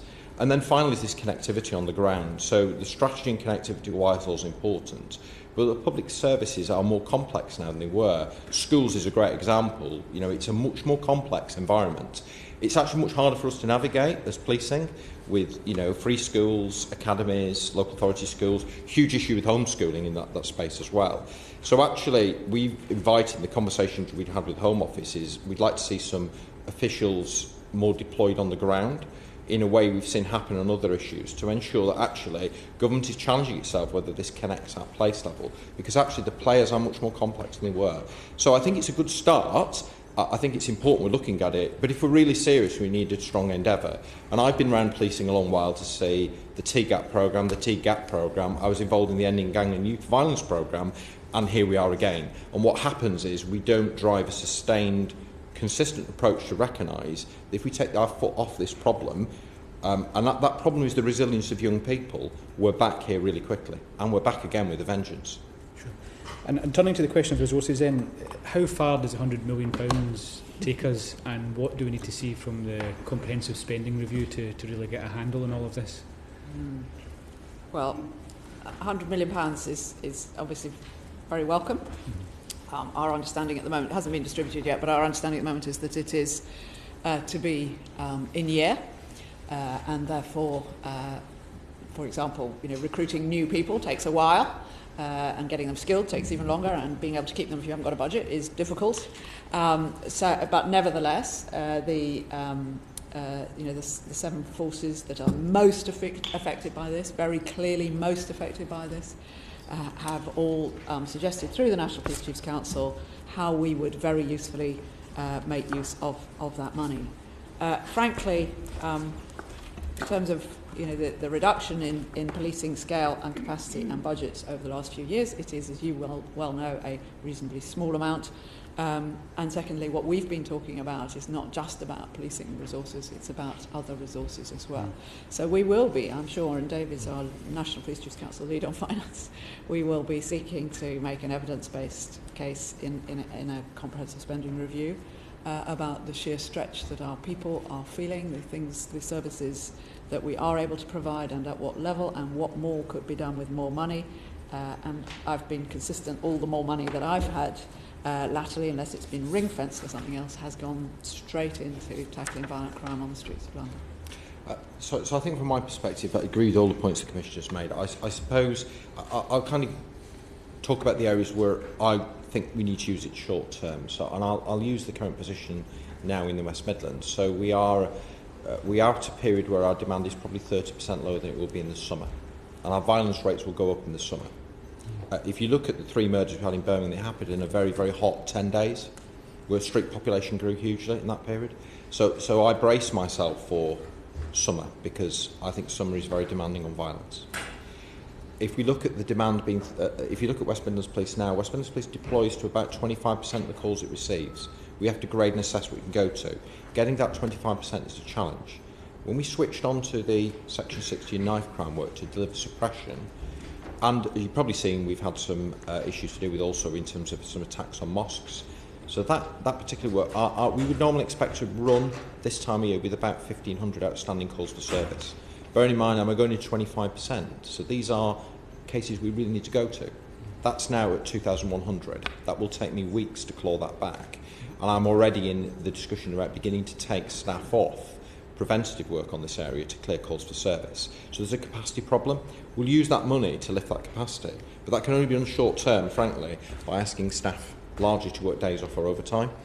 And I've got some teams where days off would be pleasant change.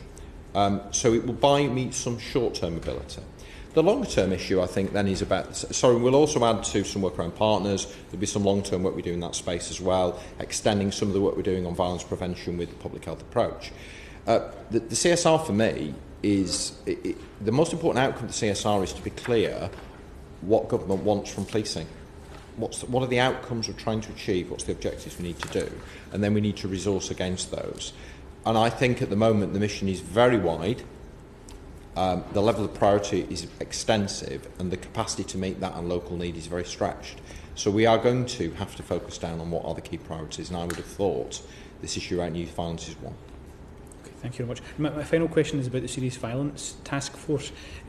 What would be your broad assessment of the work of that task force? What have its key achievements been, would you say? And is there any truth in what we sort of heard Sarah Thornton sort of suggest that it's perhaps somewhat London-centric? Is there any truth in that? So I do go to the serious violence meetings, and I'm a member of that group, and I think it's right to say that it was set up at a time when the huge amount of focus was on London, and the Mayor of London is also an important part of that group, and a lot of what we are doing in London across the board in terms of enforcement suppression, in terms of early intervention and prevention, the work with health and education, our work to mobilise communities. These are all things which at one level, you know, lots of people know something about, but at another level we're doing a lot of, and people are interested to come and see. So I think London being a big part of that, as a big part of the problem and a big part of our sort of some knowledge and understanding of what works is right. My colleague Duncan Ball, who leads the National Police Chiefs Council in terms of county lines, knife crime and gangs, I think, is a member, and of course brings the national perspective from a policing point of view.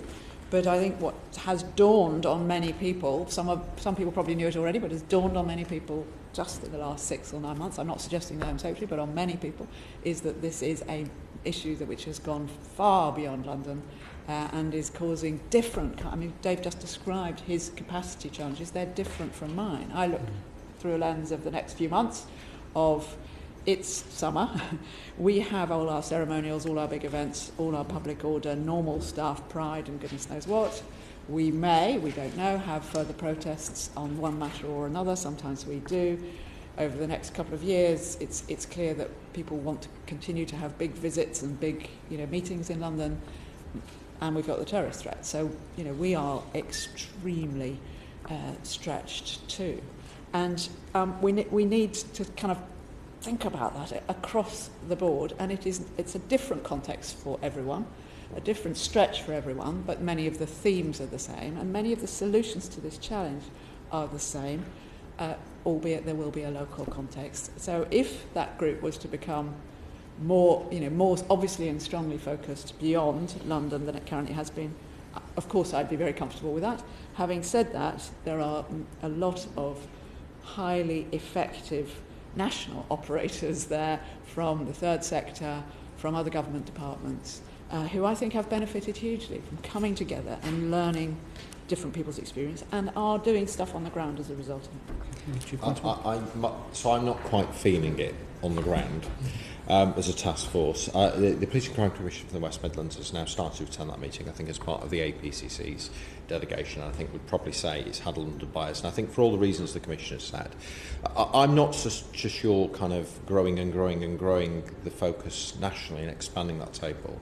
I take the view government probably needs to embed a little bit more on the ground in the localities. I think it is very hard to aggregate these things up. So, if I compare our ability to mobilise partnership in the West Midlands will be different than other parts of the country. And what's important is to understand the local context, and that's why I think as Chiefs we're very strongly keen to see more evidence of officials with some mandate to kind of shape this embedded locally, and we rarely ask for officials to come out and visit us in the provinces. We're happy for them generally to stay in London, but I think on my view, actually the level of challenge here and the coordination issues, I think rather than keep adding into that national task force, I'd like to see it replicated locally. Okay, thank you very much. So, when did the task force last meet? Weeks ago. I think there's a meeting this afternoon. I'll have to check that we are talking about the same thing, but I think It's there's a the meeting Serious this Violence afternoon. Task Force. Yeah. And it was chaired by Home Secretary or Victoria Atkins? Home Secretary. And do other government ministers attend it? Quite regularly, yes. How often roughly does it meet? I'm not sure I'm the person to ask. Genuinely, I'm not trying to be difficult, but it has met several times in the last several months, probably every 6 weeks, something like that. And does it monitor data? I mean, does it sort of track numbers of stabbings in different areas? Does it monitor hotspots, things like that? There's certainly been data presented at every meeting from a different source often, but there is data presented, yes. Does it have outputs? Does it have, right, this is what we're going to achieve by 2 months' time, 3 months' time, things like that? Yes. And those are monitored in Yes. terms of Yes, it's a meeting. outcomes? It's a meeting So with it's a agenda tasking and meeting. minutes, yeah.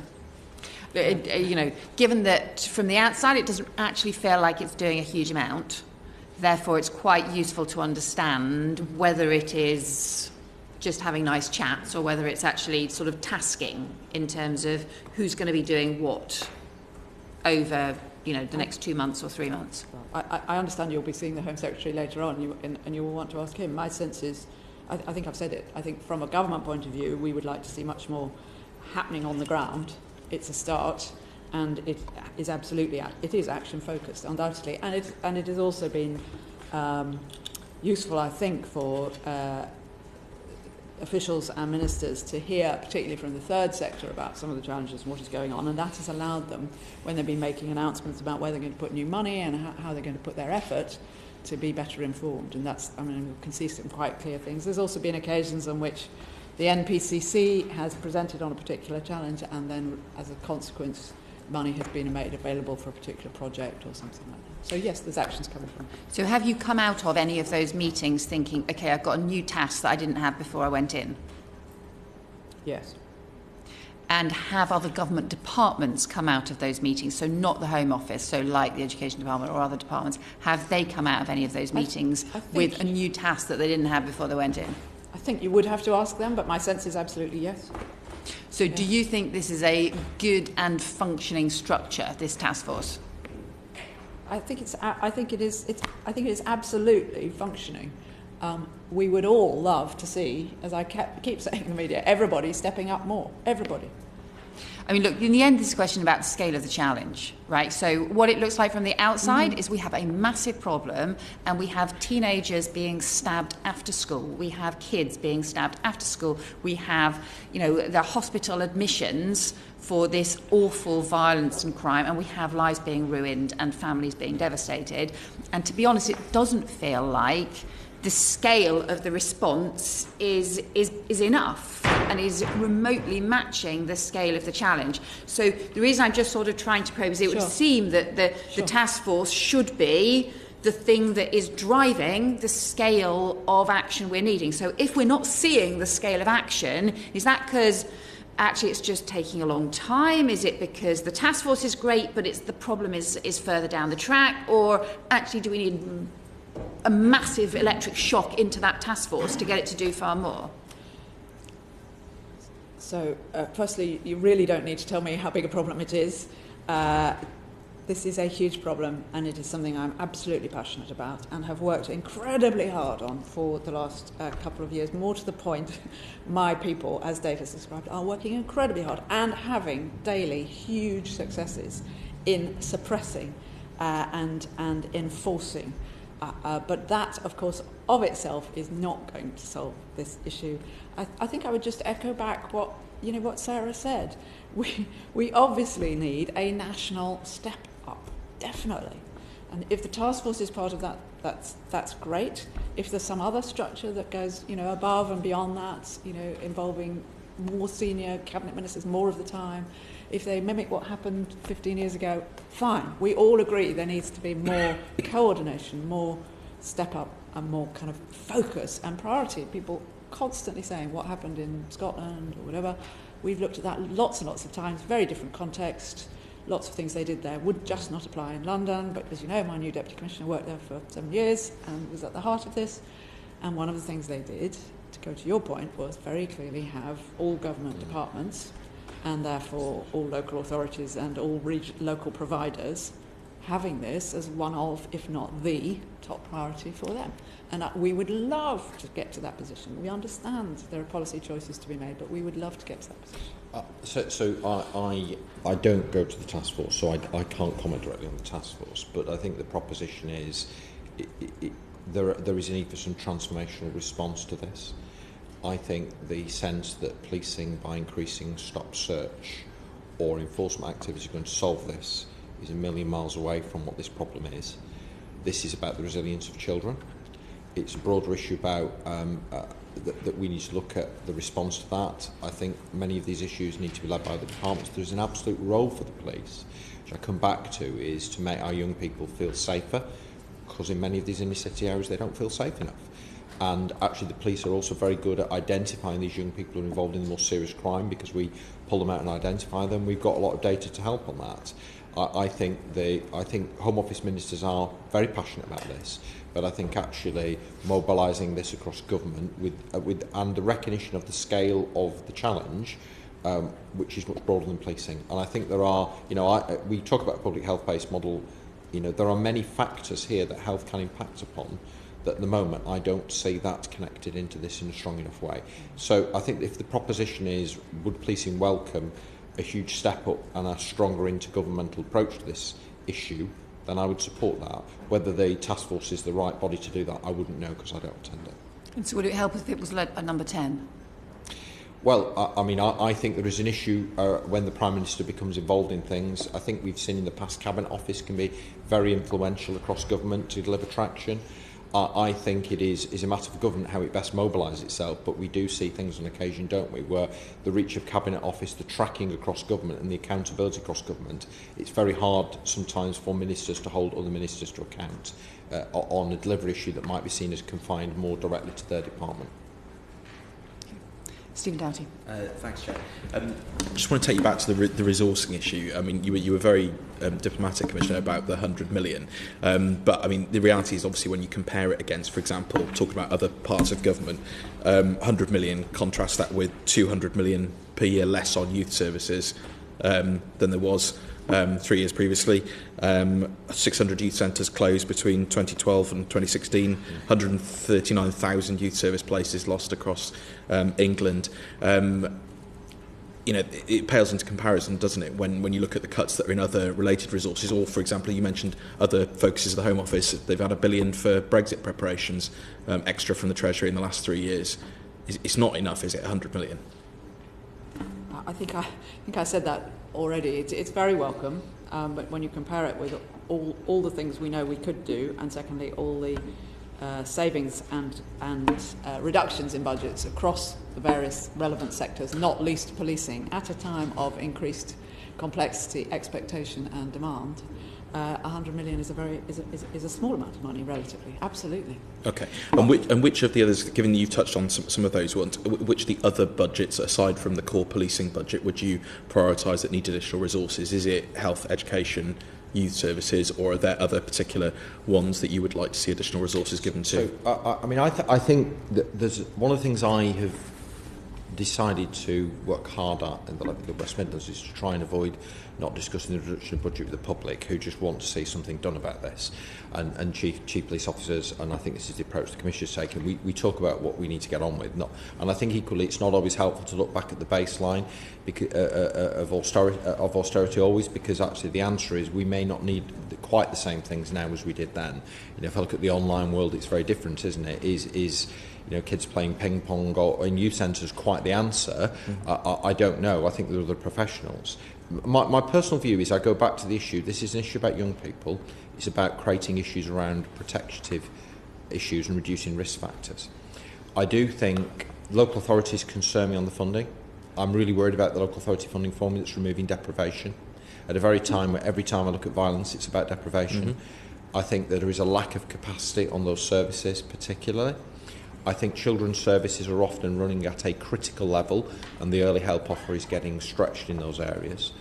I think health will services will always have a demand-based challenge, but I think actually sometimes bending the resource around it and particularly targeting some of the education skills and funding around growth, inclusive growth and job opportunities in these areas is important. There's plenty of money government spends that could be bent around this problem without it always necessarily being new money. I think the challenge that police colleagues feel is this. Local authorities can often decommission a service. So you can decommission youth and nobody keeps phoning you up to say, can you come out at 11 o'clock at night, I need a youth worker. The answer is actually the decommissioning those service policing can decommission very little. And so actually what happens is that demand piece is getting stretched and stretched and stretched because of lack of protective factors. So I would talk about the role of local authorities, but I would talk about how we bend money in those areas. There is a police capacity problem on this, unquestionably. Yeah, I mean, clearly it's needed across all aspects of the core policing resource, but I mean, for example, we're talking about school liaison officers, but personally I think probably what we need is more core policing in the community plus the youth workers, detached youth workers, community workers, children's services and so on. But it needs more bodies on the ground, doesn't it? It needs more people out there actually speaking to communities, speaking to individuals, actually engaging with young people on the street. So I mean, I would, I come back to, we are not talking about the whole country here. And I think the point that the Commissioner made, we're not talking about the whole Westminster or London. Majority, half the city of Birmingham's under 25. Half the city of Birmingham's under 25. The wards we're talking about, it's more than half. More than half the population is 25. So we're talking about very clear areas of the country that have got a particularly acute problem. That problem does emanate with county lines in other areas, and it's not isolated, but the concentration is here. If we focus down and you treat a disease where it happens, you fight battles where they're happening. If you concentrate on these places and take a more transformational approach as to how services are spent in that area, stuff that is very hard to do on the ground now for policing, then actually I think we can leverage more out what we've got. But yes, do I think there's a capacity problem in those areas?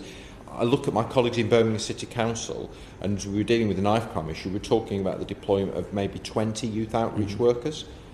There's 1 million people live in Birmingham, half of them are under 25. There is a real capacity problem in these services. I mean, I've seen exactly the same. I mean, Cardiff Council has actually tried to protect some limited youth services despite the cuts they've had. South Wales Police doing excellent work on knife crime, but the reality is I've seen a young man dragged out of his car, stabbed to death in the garden round the corner from where I live just a few months ago.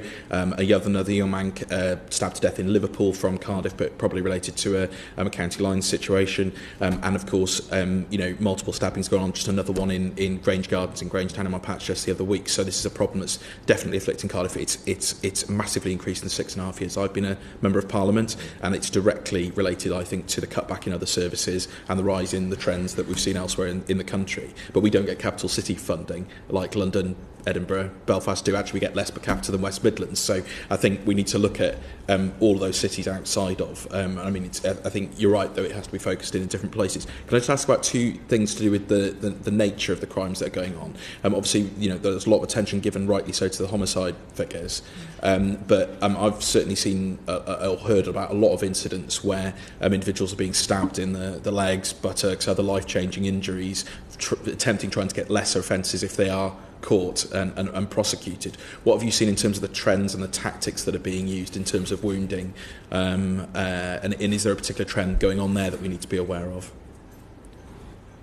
Well, I think what you were talking about of the sort of Dave described some different categorisations. We certainly see the occasions where somebody is carrying a knife and ends up in an argument which escalates, and where perhaps both of them, or definitely one of them, has a knife, and somebody stabs somebody else. That may be a minor injury, or it can be a death.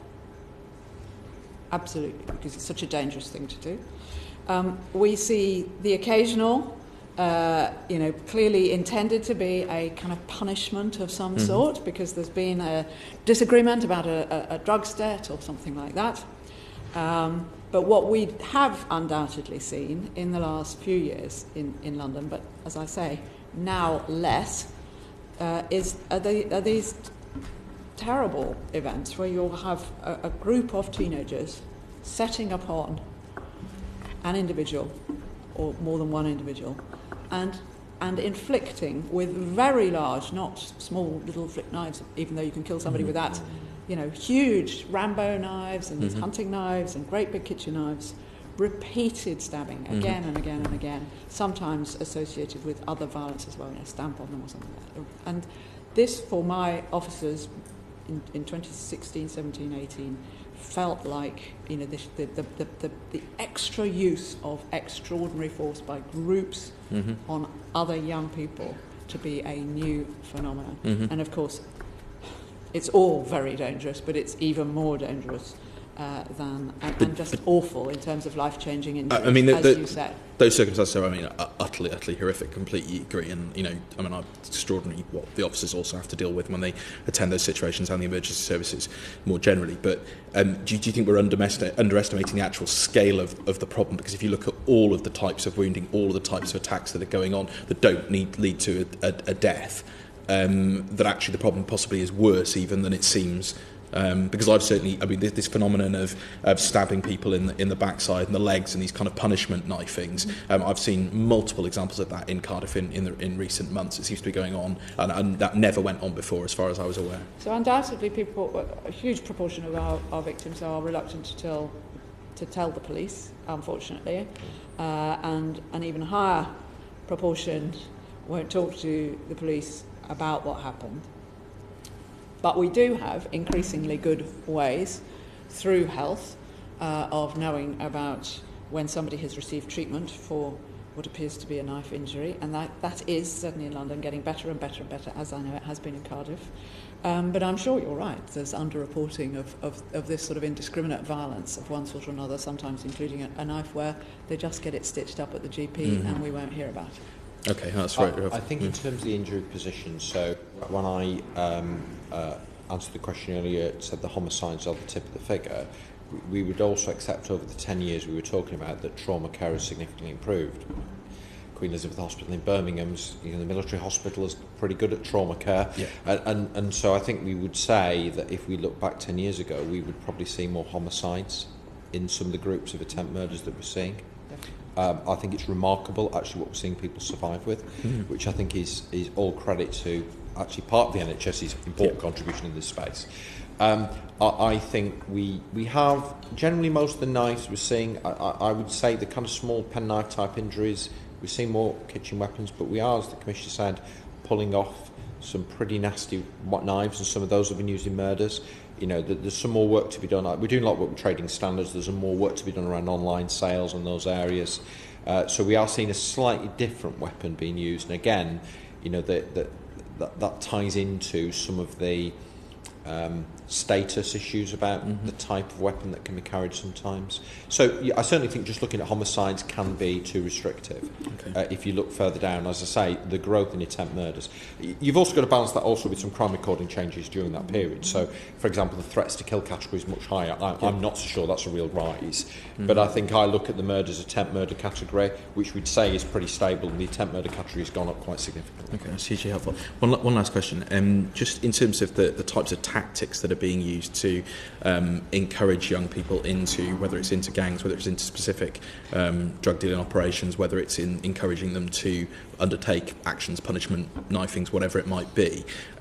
I've seen a lot of kind of crossover with the kind of sort of grooming tactics that were used by extremists, by others trying to groom young people for other purposes. What are the kind of lessons that are being learnt in sort of comparison? I've seen some of the young people who were targeted by extremist groups, for example, being groomed and recruited in exactly the same way now, but for drug-related violence and dealing. Is there a comparison that's been done? Yeah. I think the factors about these are largely factors about resilience and vulnerability. I think the ability to control and task people has gone up. So we're seeing it in our organised vehicle crime. We're seeing tasking of vulnerable individuals to steal particular cars using social media messaging. They're able to keep them under control more frequently. They're generally more vulnerable. They can be enticed in because to a large degree frankly, poverty. We've seen some examples where some people are, particularly in the organised vehicle crime, they're doing this for family food bills, because it's just poverty. And the ability to organise and manage now with technology is very different. So it is, you can groom people in, you can create association, you can create the warmth of belonging, and then, you can be sat up in a flat in Lincolnshire dealing drugs and well and truly under control. We've prosecuted on modern slavery offences for this. Because actually, but it is the same sort of issue, isn't it? You exploit somebody's need for belonging, you exploit somebody's lack of status, you exploit somebody's vulnerability, and I think people are very adept at it. And technology enables you to task, coordinate and control them more frequently. And do you think the schools and youth services and others are sort of tackling that in the same way that they alert young people to danger of sexual exploitation or extremists being prevent really type work? I think I can say in London they really are beginning to, and there are a lot of good programmes and a lot of interventions that are being used, and a lot of guidance and advice and support to young people that absolutely are. I mean, this is not a completely new phenomenon in any way. Exploiting children has gone on by criminals probably as long as history, and when I was running Operation Trident in the early 2000s, we had drugs lines running to Aberdeen and Cardiff and children engaged. What we now see, I think, is particularly the power of the new ways of communicating, being both seductive and controlling, and so fast, and also because of various markets and sort of quite strong structures from some of the for example, some of the London gangs who are involved in county lines. They'll be involved in some extensive criminality across London as well as outside, and they're constantly learning. They are entrepreneurial, they are aggressive, they can see a new market, they know where they want to take over, and they know how to target young people, and they are teaching each other how to target young people in a way that wouldn't have been straightforward for them 20 years ago. Yeah, thank you. Cressida. Thank you. The former Home Secretary on the 22nd of October 2015 said, "Stop and search has worked. It must continue. And if you look at the evidence, it shows no link whatsoever with violent crime." Do you agree with that? I may have misheard something that you said, but if I could lay out my position on stop and search, I think it is an important power. I think the professional and intelligence-led targeted use of stop and search is very important and has been an extremely important part of our success in the last few months in suppressing violence in some areas. We have been targeting the people we know to be the most violent, targeting habitual knife carriers, targeting the right places where we know violence is likely to take out, targeting street dealing, and where appropriate and where there is a power, using stop and search. What we have done at the same time, as I've said, every percentage increase in enforcement effort, which is very largely supported by local people, by the way, will also have alongside it an extra percentage of effort in terms of engagement and information and communication and working with local people to explain why we're there, what we're doing and what we're trying to achieve, and to ensure that young people understand their rights. So the current Metropolitan Police officer using stop and search, I would say, is far more professional and far better briefed and working with intelligence, and of course has their body-worn video. We have a number of ways in which we scrutinise and ensure the community are involved in scrutinising the work, and done that way, very professionally, with good accountability and scrutiny, and lots of good training for the officers, and putting them in the right places at the right times. I think it is absolutely unarguable that it has been, in the last few months, a very important tactic for us and has to be used, and we have been using it a great deal more than we were 3 years ago. And do you think that there's any need to amend Section 60, the powers under Section 60? Well, the first thing to say about Section 60 is that it is a very strong power anyway. When I arrived 3 years ago, I think the Met had used it 20-something times in the year. We've now used it, given the rise in violent incidents that we had in 2017, early 2018, nearly 300 times, again, very professionally and in a measured way. And it is a powerful power that mustn't be, in my view, in London in 2019, overused and must be used appropriately according to the law, but where we know it will help, and for a short time period in a restricted area. We have found no difficulty in using it. The law is clear, and we have applied the law. So my officers regularly, on a weekend, we will have maybe 5 running. Will vary a lot, of course, and they are quick to know when they need to ask for one. They're very good understanding of what the law itself actually says, which is where serious violence may take place, and I have always applied that since I became Commissioner. So I think the law is quite strong. The best practice guidance, I think, my own view, has been slightly unhelpful, but actually it hasn't inhibited us from using it using it well laterally. The thing that can inhibit any police service, perhaps the less the Met than others, is that there's no point in having the Section 60 in place unless you've got the resources to do the work. So we would use it perhaps occasionally in football violence. We will use it where we know there's been an inter-gang attack and there's likely to be another one somewhere else, and reverberations are going to happen. You have to put police people's bodies to the problem. Otherwise, there's no point in putting in place a Section 60. So from my point of view, that's been the success to some extent of our Violent Crime Task Force. Really good leadership, really good coordination, 24/7, responding, being in the right places, over and covert, doing all the right tactics, including using Section 60 where required, but always with sufficient resource to be able to use a Section 60 properly. So probably I think it is an important power, but I think I go back to an analogy that I feel we're using it in Birmingham to safeguard and protect young people, not to over-enforce on them. I'm not sure they might always take that view, and I think we need to be very careful as we navigate through this, that our aim is to protect young people. There will be some young people there who absolutely do need enforcement and arresting, but the effect, particularly a few weeks ago with the Section 60 in Birmingham, was to send a bit of a shockwave to the system about more general weapon carrying. I agree with the Commissioner that I think we were right to be challenged at the time about some of the ways we were using this. I think policing was a little loose. I think the scheme has driven guidance that is over and above what the legislation says, and that makes me uncomfortable, because I think the legislation is perfectly well there. So if there is an amendment to the scheme, we will still, exactly as the Commissioner describes, have very controlled operations. So we have a commander on the ground, we use body-worn video, we take our community street watch out, we've had schools supervising it, we're constantly keen to look at legitimacy, we've had no complaints, we are gathering quite a lot of information from young people, but we've got to use it as part of a package of measures against it, because it can, in circumstances, generate more harm. So I went out on one of the Section 60 ops with our officers in Birmingham City Centre, and to underline the point the Commissioner says, there were 2 young men who we needed to search after a knife-point robbery in the area. That's a large bus interchange. It took 8 of us to control 30 other people who are surrounding us and trying to film us. These are quite challenging operations to carry out, and they require a level of capacity.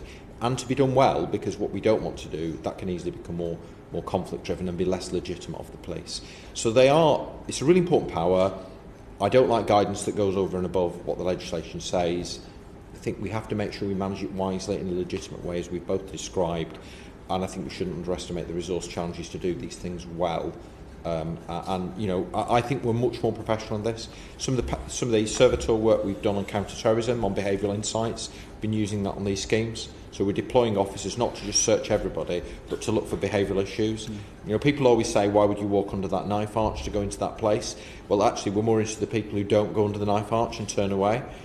So there's a lot of sophisticated thinking being used, which government did challenge us around, but I think maybe the guidance is a little bit too far now. So who's produced the guidance? Did ACPO have input into the guidance, or? if the guidance needs to be so changed? the best use of stop and search scheme was designed by the Home Office. I think there were views offered at the time. I think that there are many things that are very good in that guidance that I think we'd all stick to. So for Section 60s, we've published them widely. They're very, very clear where they are. I think, but it's the Section 60 powers for me that are, the legislation talks about inspectors, it talks about very legal criteria, the guidance talks about Assistant Chief Constable level authorisation, and it talks about a different criteria, and I would venture that is an area that should be amended. So do you think these are the sorts of issues which will be being discussed at next week's Knife Crime Summit? I think we've discussed that issue already, actually. Yeah, we've already discussed that issue with the Home Secretary. The Home Office and the Home Secretary have been talking to colleagues about this for several months. Yes. So what do you expect to come out of the Knife Crime Summit? Are you going to be attending, either of you or both of you? Don't know. Not sure. Don't know about that. No, don't know. We will if we're asked, of course. Yeah. I'm sure if we can. But I think what you've heard from us so far would tend to indicate that suddenly and I'm slightly stealing Dave's words from this, believe that the powers that we have are quite strong. And the laws that we have are quite strong. I mean, as you know, there is a bill going through Parliament, and we have suggested from the Met the policy work that's resulted in the knife crime prevention orders. But that is important to us, but small change in powers. So we believe we've got strong powers. Our challenge is about, we've said the challenges. Yeah. Can I ask you about why is it that the vast majority of the victims of knife crime are males, as indeed are the perpetrators? Why is this a particular male dimension to this activity? Well, I mean, I suppose there are a few issues. We'd say men overrepresented in criminology generally, wouldn't we, around that. I think in issues of violence, we'd also say there is a particular phase where men are more likely to engage in violence. I think it kind of, I think perhaps one's kind of physical abilities and sense and generally kind of changes over time around it. But the kind of young men have often settled disputes by violence. I don't think that's a new feature. I think the issue here, though, is that, what is driving weapon carriage? Sometimes this is criminality. You heard at the previous session about drugs. It is a competitive street-level market around drugs. And if you are involved in that end, the encouragement to gain territory, it's pretty violent business, I would say. And so I think that plays out. But we'd always say that perhaps violence has been more of a phenomenon we'd have associated. Of course, we see it in things like domestic violence as well. It's not a unique issue. But one of the ways in which people can be prepared is by, for example, doing judo, taekwondo, being physically able and taught to how to deal with a situation where you are threatened with a knife. Do you think there's something to be said for actually increasing the encouragement of people, the young people, so they don't have to take a knife out, they can protect themselves by actually knowing how to deal with such an incident were it to arise? I mean, the best knife prevention technique is to run away as fast as you can. Genuinely, is. But you need to be fit to do that. Yeah, I think people have got to run away. I'd probably not advocate a strategy of increasing the combat readiness in martial arts of young people in general. But what we do see, of course, with things like those types of groups, so there is some attraction to those sports. I was out visiting one of the mosques that was damaged the other day, and opposite, the mosque runs a martial arts club. It's hugely popular. It takes young men off the street. It channels them into competitive activity. We've seen boxing play a part. So, those types of activities are very popular, with young guys, and if that's the way of dealing with it, and actually it builds confidence. I'd probably not see it as a strategy to improve their kind of street-based combat skills, but I think it does deliver something different. And it's an alternative. So if they say, I'm carrying a knife because I want to protect myself, an alternative to that is actually to protect yourself by actually being fitter and more able to deal with that sort of attack. In the same way as a lot of young women are taught how to deal with men who get violent or threatening towards them. So, I absolutely echoes Dave's point about meaningful, purposeful activity is always good for all of us, and is likely to stop us getting into trouble and make us feel more confident potentially, increase our skills in a variety of different ways. Sports and adrenaline-filled activities in which you can get out frustrations are very, very good as well for, particularly, I'd say, probably young people, and maybe more particularly young boys. I'm not sure about the science of that, but it appears to be the case. We've both, and I'm sure many of you, been to fantastic sports diversion programs and activity programs which are clearly keeping young people very safe. And part of our strategy in London is to try to mobilise our partners and our public in every way to try to keep our young people safe, whether that is giving them greater confidence and greater skills, or, for example, making sure, as Dave said, there's a safe corridor for them away from school, provided by potentially schools officers, other police officers, but also members of the public. I think this is a time when everybody is soul-searching to really think hard about how we could be. So I'm not dismissing your point. It's one of 100 things I'd like to see people exploring more and doing more of, and people want to help. Thank you. A quick couple of final questions. Stuart MacDonald. Yeah, I just wanted to follow up on the issue of knife crime prevention orders, which you mentioned, Commissioner. But if I could come to you first of all, Chief Constable, because I mean the whole tenor of your evidence has really been that enforcement is only ever going to take us so far. That we did a cross-government response. You've spoken about public health, and even spoken about sort of vulnerability of some young people who are involved in carrying knives and so on. Aren't knife crime prevention orders almost going in the opposite direction to that? Isn't there a danger that the risks of drawing 12, 13, 14-year-olds into the criminal justice system outweighs the small increase in powers that the Commissioner referred to? I mean, I think there is a role where they can operate. I mean, we've been doing some work at the moment looking at young people who are most likely to commit serious offending to try and drive prevention. So it's part of some work we're doing on national analytics solution work that's going on nationally. We've been using data from a number of forces to look at what factors will predict offending. We want to do that to intervene. We do the work around the Turning Point programme in the West Midlands, which was one of the things that the Lime report covered off, which is trying to look at diverting young people away from crime. So I think we're all, and I don't think the Met are any different, we're all start from a basis of trying to divert people. But let's be honest, there are prevention is often looking at the flow into the problem. There's a problem with the stock sometimes, and so there are some pretty serious violent people who are involved in pretty serious violent behaviour who terrify other young people who actually we have to do something about here and now. And so my view would be prevention is great for groups who we can intervene with. There are some people who just actually we are going to have to take a criminal justice sanction to. 12, 13, 14-year-olds? Well, and regret, I think sometimes that is the case, and I think a criminal justice intervention is just as good an intervention sometimes. But I don't set out the strategy to criminalise lots of young people. It affects life chances. If you look at the stop searches, for example, we took some policy decisions about what we do about cannabis. Because we're stop searching for weapons, we know we'll find huge amounts of cannabis. My answer is not, let's give everybody a cannabis warning. It's disastrous for their life chances. But I think what the Met have talked about and have discussed on this, it is a targeted piece on people who are particularly, I think, pose risk. And I think we should be focused on it. But I will always start from a preventative approach.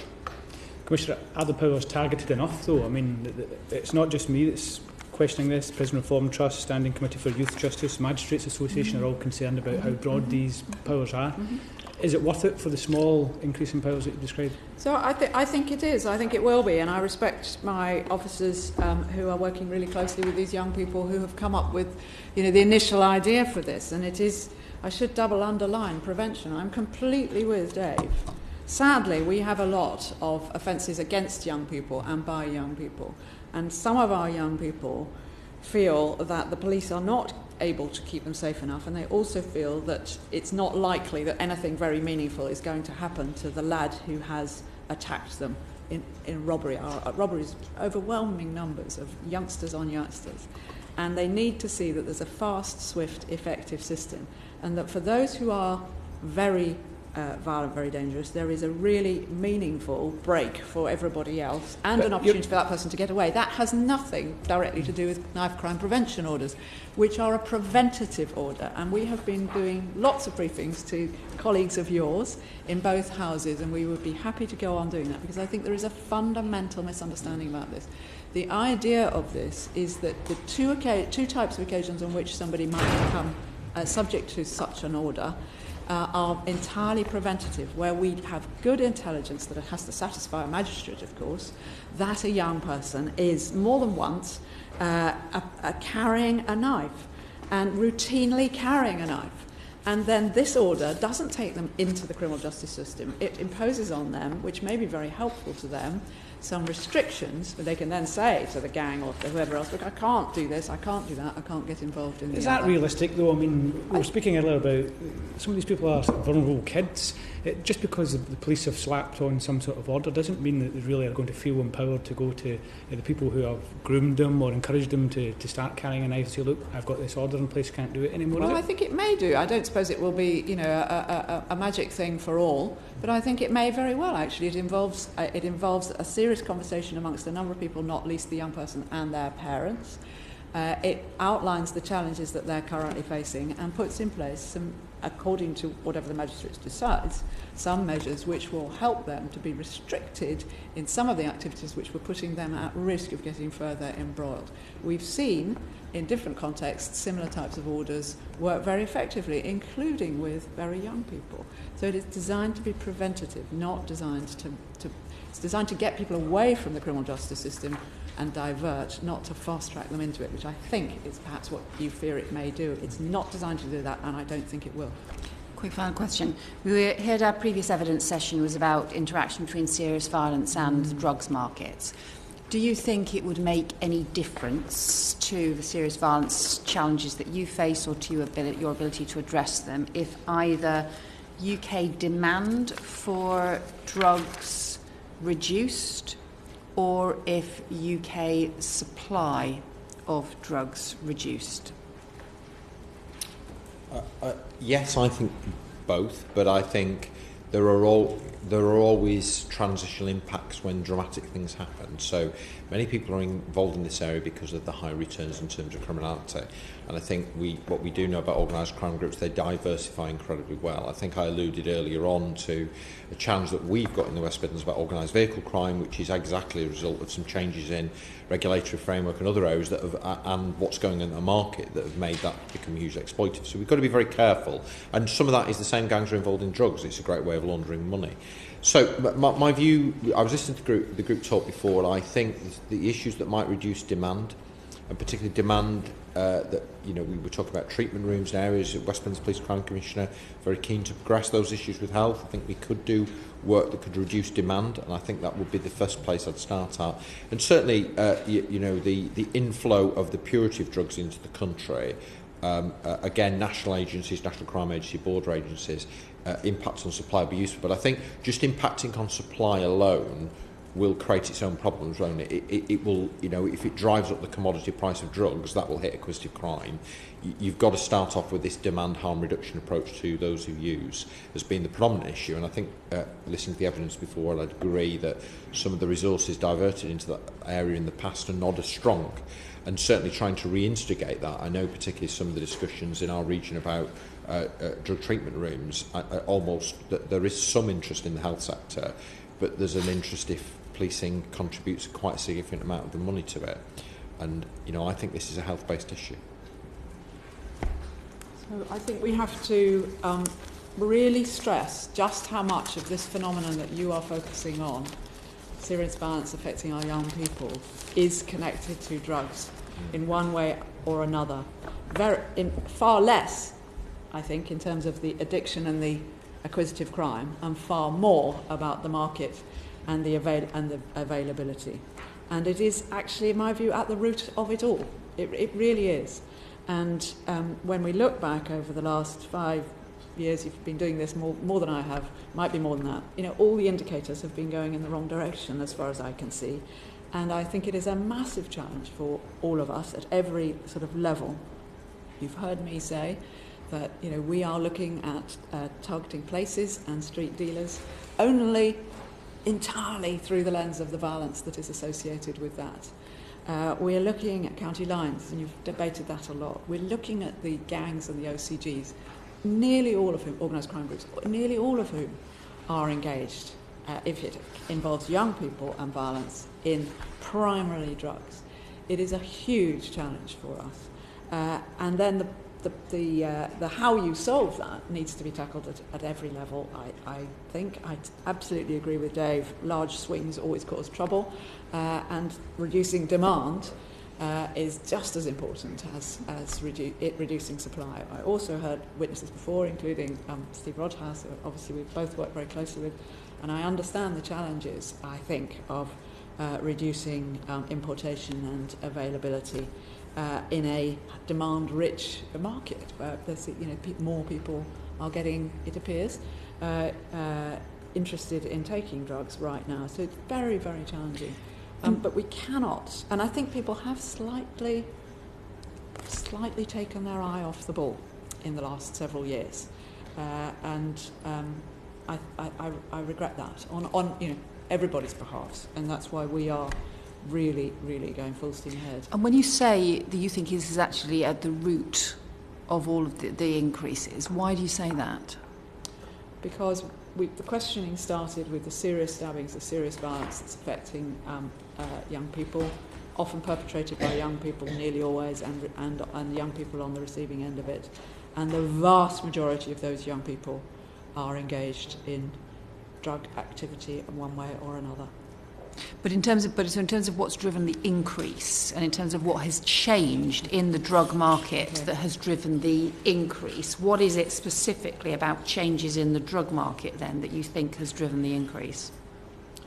Well, I'm sure you covered this before, and others are more expert than me. But with purity strong, price staying the same, demand up, it's a very lucrative market. And there's some very, very aggressive and entrepreneurial people out there who are using young people and vulnerable people in all sorts of ways to make maximum amounts of money. But it's the expansion of the market, you think, that's what's driven it? I do think it's one of the factors, yeah, absolutely. And the greater importation availability that we've seen over the last years, despite more interdictions. If I might, Chair, just one last thing. I would want to echo what Steve said about criminal finances. I think it's a very important way into dealing from an enforcement point of view with this challenge. For us, we have a particular interest at the moment in money service bureaus, of which we have about 9,000 in London. They are not very well regulated. Huge amounts of cash are going through those institutions. And most of it straight out of the country on crates, and a huge amount of that cash, I'm sorry to say, appears, now we've been doing some really targeted testing in the last 3 or 4 months, to be illegal finance, and most of it comes from the drugs trade. Do you need stronger regulation or just stronger enforcement to do that? I think both. Stronger regulation and enforcement. I mean, I think one of the so back to criminal finance is just kind of the context is often very different in different places. So assisted accommodation is becoming a real concern in the West Midlands in terms of actually properties being purchased, converted, being used to house vulnerable people. Seen the evidence recently about the probation issues again. There is evidence in there that money is being laundered through those. We also see it with the criminal vehicle market now, quite extensive levels of opportunity. Cash sales for scrapped vehicles generate a market for stolen parts. So there is a considerable opportunity, I think, to close off criminal finances. It feels to me there are a lot of gaps that well-intended deregulation has created. And then just a final question, which is if you had one thing, of all of the things that are non-policing, but if let's suppose there was suddenly £100 million for something that was not policing, but that would make your job easier in terms of tackling this, what would your top priority be? So I would start off on the point around increasing young people's resilience back to that model. So starting at them and their relationships in their community, I would look at the areas where we have the highest problems. I would look at the particular groups and schools, and I would invest more resourcing into improving the resilience of young people and their families and their community in terms of driving up social capital around those young people. Because I think that is the biggest challenge. I think far too many of our young people in the cities, despite, I think, well-intended and support from their parents, are often in a much more complex environment than we grew up in, with social media and other areas, and they have many more challenges, and that support and resilience for me is really important. It's targeted around those people. Thank you. Commissioner?